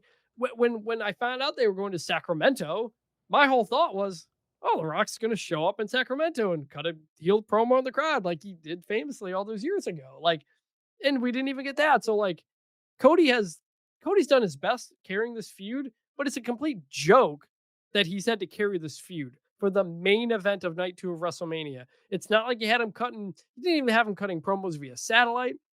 Didn't have The Rock chiming in to do things. It's just Cody out there. Whatever Cody said, I don't remember. It doesn't matter. It didn't do anything. Like, I'm not tuning into WrestleMania to see Cody. I'm tuning into WrestleMania to see Cody versus Cena. And it's very, very frustrating. This entire build from the Elimination Chamber on has been such an incredible letdown. Yeah, I don't think it's fair to say the entire build. There have been individual moments that have been excellent. But in its totality... I think there have been like 2. John Cena's first promo back, and then like the second or third face-to-face. No, the last face-to-face between them, that was nuclear hot. And Cena's first... Yes, you're right. So I would say 2 of like 5 weeks have been great. The other 2 were okay, and one of them just was literally nothing. And that's the problem, right? It's the main event of night 2 of WrestleMania. Every week needs to be awesome. It's the poster for the show. Yeah. Rhodes versus Cena. Like, and there's been no build to it. Like, there's been like barely any build for your biggest. It's not that, again, you're kind of being hyperbolic. It's not. I caught myself. Yeah. I mean, it's barely any. It's not even barely any. Like, their segment 2 weeks ago was amazing. Like, it's as good as you could ask for. The problem is it should have been one of 4 segments exactly like that. Yes. And instead it's only one of them. The problem with Cena's first two promos were cut on the crowd, and Cody was barely a part of it. They were cut on the crowd. There was no mention of Rock. They were done from a tone of voice that was low and trying to be that super villain from Fast and Furious that we talked about, as opposed to actually being a heel and angry at people. So it was an oddly toned promo. The content was good, but it didn't really factor Cody into it. Then when Cody finally did get factored in, he shit on John the first time. They went great face-to-face, back and forth the second time. And here's the biggest problem. You could allow everything that preceded that red hot fire promo between them when they went back and forth, as long as they kept it that hot the rest of the way. The problem is the next week they did nothing. Now, before we get into our final thoughts, our predictions here, Chris, really quick, let me posit this to you. We know we're getting Cena on Friday, the go-home show for WrestleMania in Las Vegas. Do we get The Rock as well? Yes or no?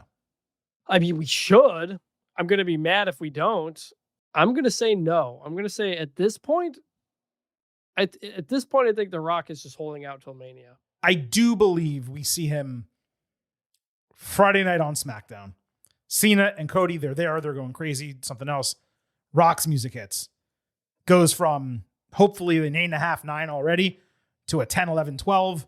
And that's our explosive moment that we're looking for. Otherwise, I just don't understand how you could go the entire build and never harken back to what happened at Elimination Chamber. They have to do it at some point. It should not be Sunday. It needs to be Friday. I hope you're right. If The Rock shows up on Friday, I'll be psyched. Like, I want it. Yeah. It's just been so frustrating to get literally nothing. Yeah, no, I'm with you. That's why I asked. I wanted to see what our predictions almost were for Friday night. Now, ultimately, Chris, despite everything that we just discussed, this does, for me at least, feel like a legitimate WrestleMania Night 2 main event. It could have been booked stronger. We could have seen more Cena, could have had more hot promo segments, and we should have, because Cena is one of the greatest talkers of all time, and Rhodes is one of the greatest talkers of this generation. I'm pretty confident that we're going to get that explosive moment, whether The Rock is involved or not, on the go-home Friday night. As we have gotten closer to WrestleMania, I've been less and less gung-ho that Cena was going to be a no-doubt winner of this match. And yet, as we speak now, I just cannot imagine any other outcome on Sunday night. In order for the Cena heel turn, the gimmick about being the last real champion, this feud, the entirety of his retirement run with WWE, in order for all of this to succeed, he has to become the WWE champion. Otherwise, what was the point of turning him heel for the first time since he was initially a heel in his career if he's not going to succeed and be the most hated person in the company? He needs to threaten to retire with the title as one major opponent after another tries but fails to take it from him. Time and again, he prevails, whether because of cheating or he's great or whatever the case. And that intensity of Cena fulfilling his promise and retiring with the WWE Championship, that needs to ratchet up as long as it possibly can. Otherwise, if Cena loses Sunday night, what exactly is he going to do over the next 8 months? Just go back to being face and have a run of dream matches and last chance matches? That doesn't work. Most of those opponents, they're main eventers. Most of them are big-time babyface challengers. Those are all people who could challenge a WWE champion, John Cena. And as much as I hated the Brock Lesnar absentee reigns with the championship, we know Cena is going to be far more present, far more frequently. He's already being advertised for Backlash in St. Louis, multiple dates after WrestleMania. Even beyond the Cena of it all, Chris, it's time for Cody to drop the championship. It's been a calendar year. He could have, and some would argue, we have argued, should have lost the title to multiple opponents over the last 12 months. There's absolutely nothing wrong with Cody losing to Cena, who WWE spent most of the last 5 years calling the greatest of all time. You can even give him a visual 3 count. Let Cody get the 1, 2, 3 with the referee knockdown if you must. Punk can win it off Cena, drop it back to Cody. Cody can win it off Cena himself in a multi-match feud spanning from now until Survivor Series. There are so many ways to reestablish Cody in a second WWE Championship reign. This match has to end with John Cena's arm being raised as the new WWE champion. When he first turned heel, it felt like that. Like you said, but in the ensuing weeks, it's less gung-ho about it, because is he really going to break the record with what might be the worst build to any of his championships ever. Oh, it is not the worst build to any of his championships. I say, well, I'll say non-existent almost. Like he's like less present. Yes. His first 2 promos were barely even about winning the belt. It was just about the fans. And so from when he cut that first promo against the fans, I started to feel really weird about it. And breaking the record as the bad guy, I don't know if that's the visual you want. It's also Cena said if he won, he was going to retire. I know. Right? He was just going to take the belt and leave. It feels like he messed that up. I know. We talked about that. If he said, if I win this title, you're never going to see it again. Like, I'm just going to go away with it immediately. And we said, well, that doesn't make sense because he's already said he's going to retire in December. He's going to wrestle the entire year. Which is why the heel turn never really made sense in the first Well, no, the heel turn's fine. It's just, I think he messed up what he was trying to say in that promo. Either that or he does take the title and tries to leave, but he keeps getting dragged back because, like I said, people attack him on his film set or they talk shit about him, so he feels like he has to come back and defend himself. There's a lot of ways you can kind of wreck on that. There's another, like, again, there's such an easy world where John Cena says, I turned heel and joined with The Rock because I want that record. It matters to me. I've lost a step. I need some help, and I'm not afraid to admit it because I'm the greatest and I need to show I'm the greatest. Like, it would have been so easy to just tell that story, and they just didn't do it. They just went John Cena's heel on the fans that for unconvincing reasons. Then him and Cody had a couple good back and forths, and that was it. Well, so, like, I want to slightly disagree. They did not go back to that story after he turned heel, but they did tell the story before he turned heel. That Cena hadn't won a match in however many years, and he lost Royal Rumble, and he didn't have it, and he was going to enter, Elimination Chamber, which we got the tease of him being heel, and he was going to force his way into every possible situation. So therefore, him turning heel made sense because of everything he said previously. But you are correct, and they never went back to it. There's just very little from the last month and a half of heel Cena that has me interested in what he would do as the heel champion. I just think John Cena's presumably his last championship win needs to be a triumphant. He's had 16 other ones that have been babyface ones. He doesn't need a 17th. Right, but this is the record one. This is supposed to be the biggest of them. So what? It's going to be when you're going to see in the future, you're going to see a picture of John Cena holding the title. That's all that's going to matter. So, so let's just say heel John Cena wins. Not to fantasy book out too far, but who do you see eventually taking it from him? So it's either Punk or Cody, most likely, because you can go Cena, Punk, and then Punk, Cody, give it back to him. That feud is ready-made. It theoretically could be Orton as well. It's not going to be Orton. Or it's Cody. Maybe they do like a 3-match series. Cody tries to win it back at SummerSlam, fails. He has a last-ditch effort at Survivor Series, ultimately wins. My guess is what they do with Cena is they have him drop the title as a heel. And then in his final, 2 months in WWE, he does a run-in, saves the babyface, maybe even saves Cody, does a whole apology. I was in my head. I was greedy. I don't know what came over me. Will you forgive me? Cody forgives him. And Cena's a babyface for the final 2 months. And his last match is a big babyface send-off at War Games or at Survivor Series or, whatever the case might be. That's my guess. He doesn't need to be heel for 11 months or 10 months or however many months we're talking about.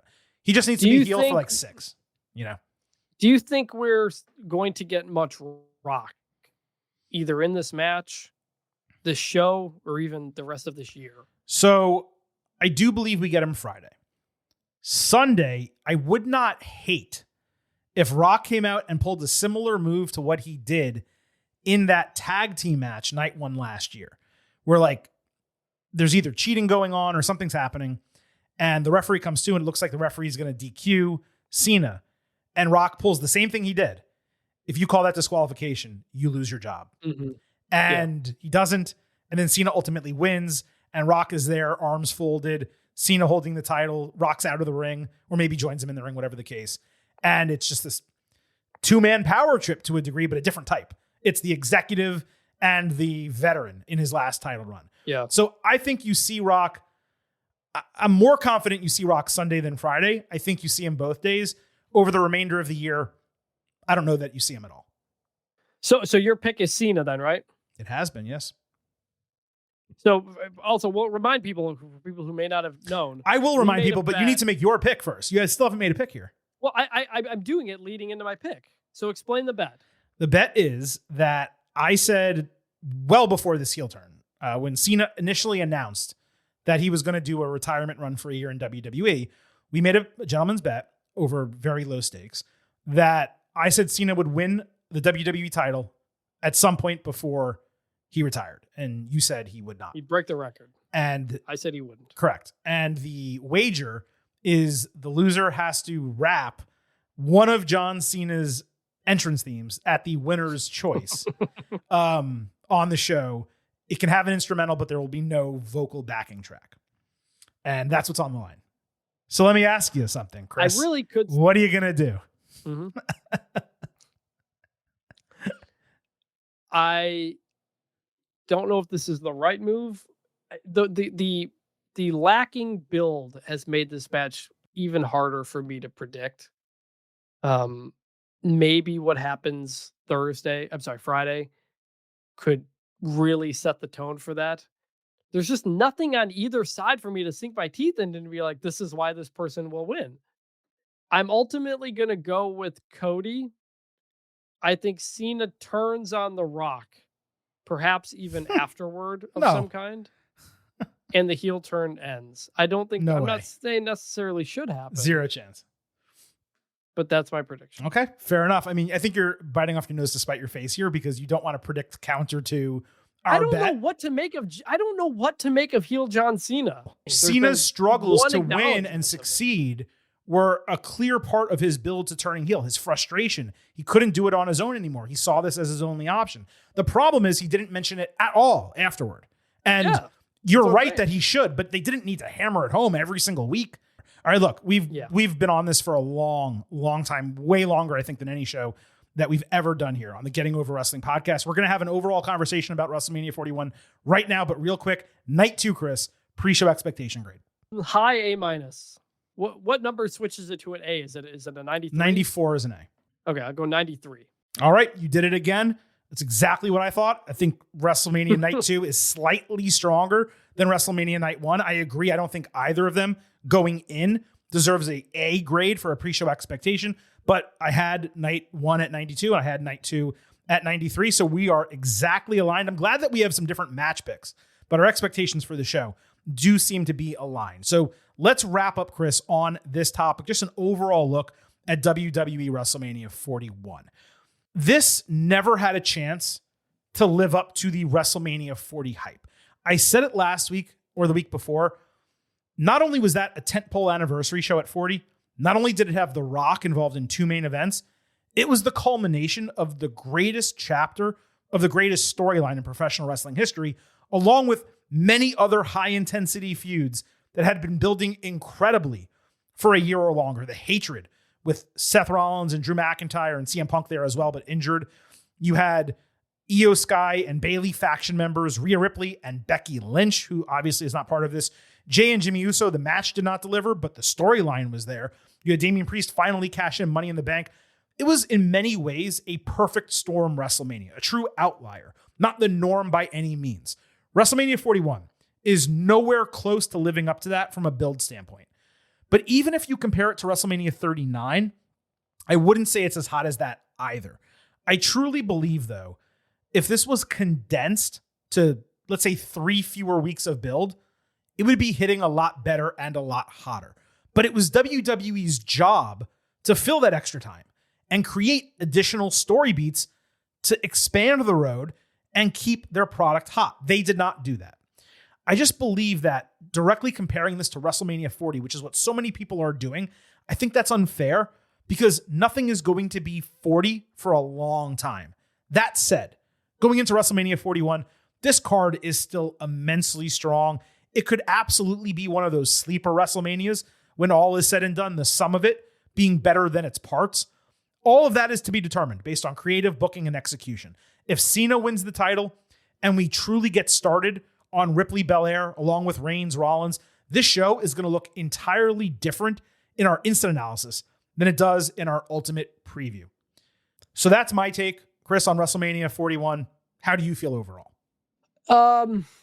With you there on the most part. It wasn't going to match up to 40, which is fine. I mean, I did rank number 40 tied as the best WrestleMania of all time with X7 in my rankings. But it just, it felt like the card is good. I think the show's going to be good. It just felt like the entire build has just lacked the little extra effort and details that really just could have put it all together.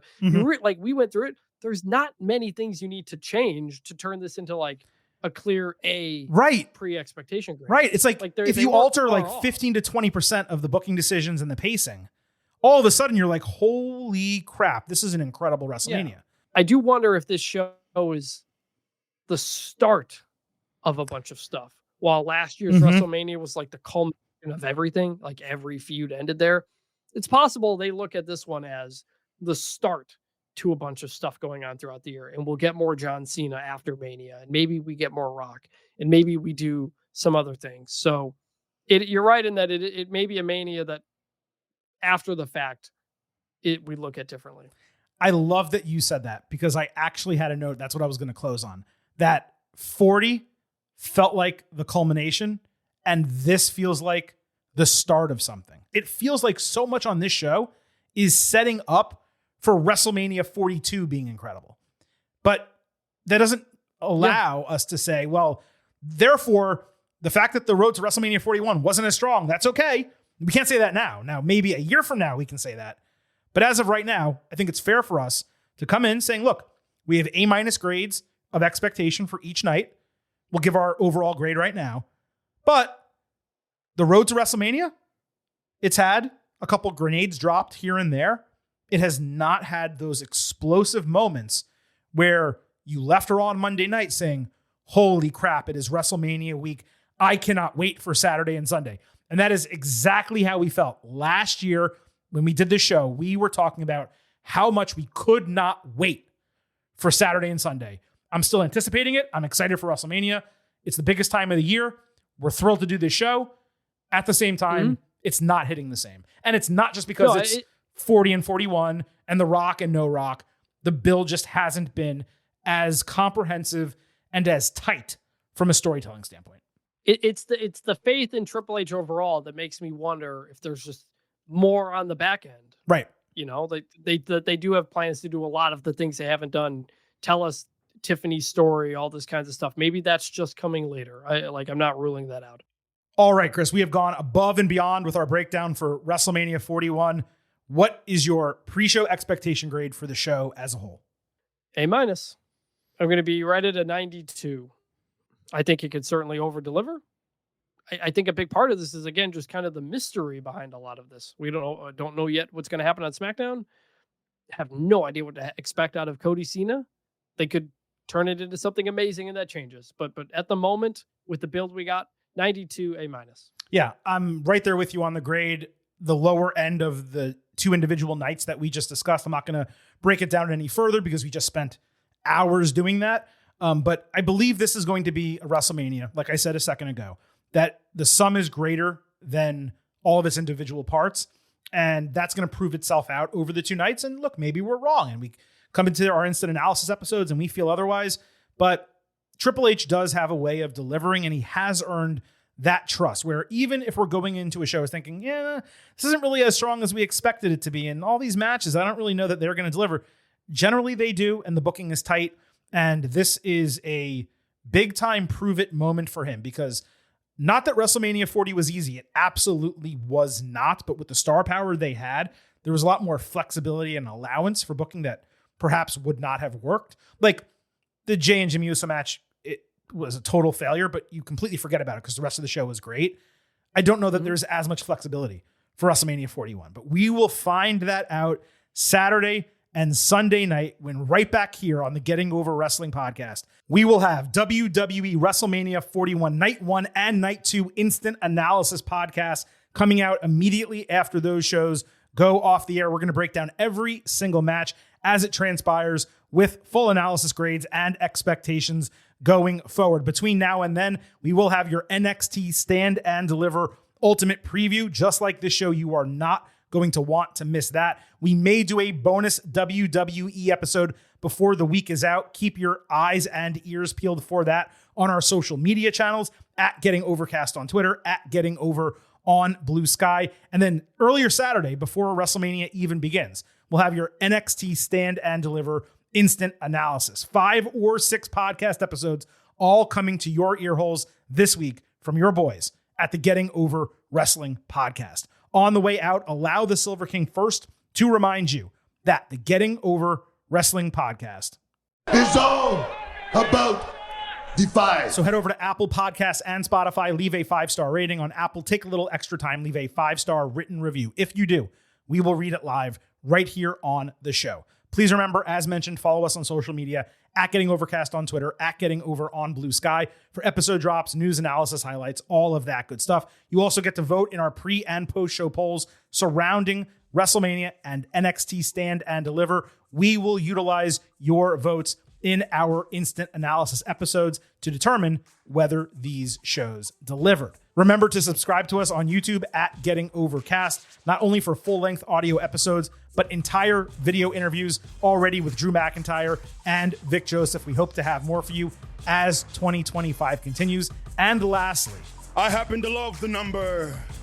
5. I hope you do as well. $5 a month, $50 for the entire year. You can become an official Getting Overhead. Just visit buymeacoffee.com/gettingover. Sign up. You'll get bonus audio, the fastest 5 minutes in professional wrestling, instant reactions to every major show, exclusive news analysis every week.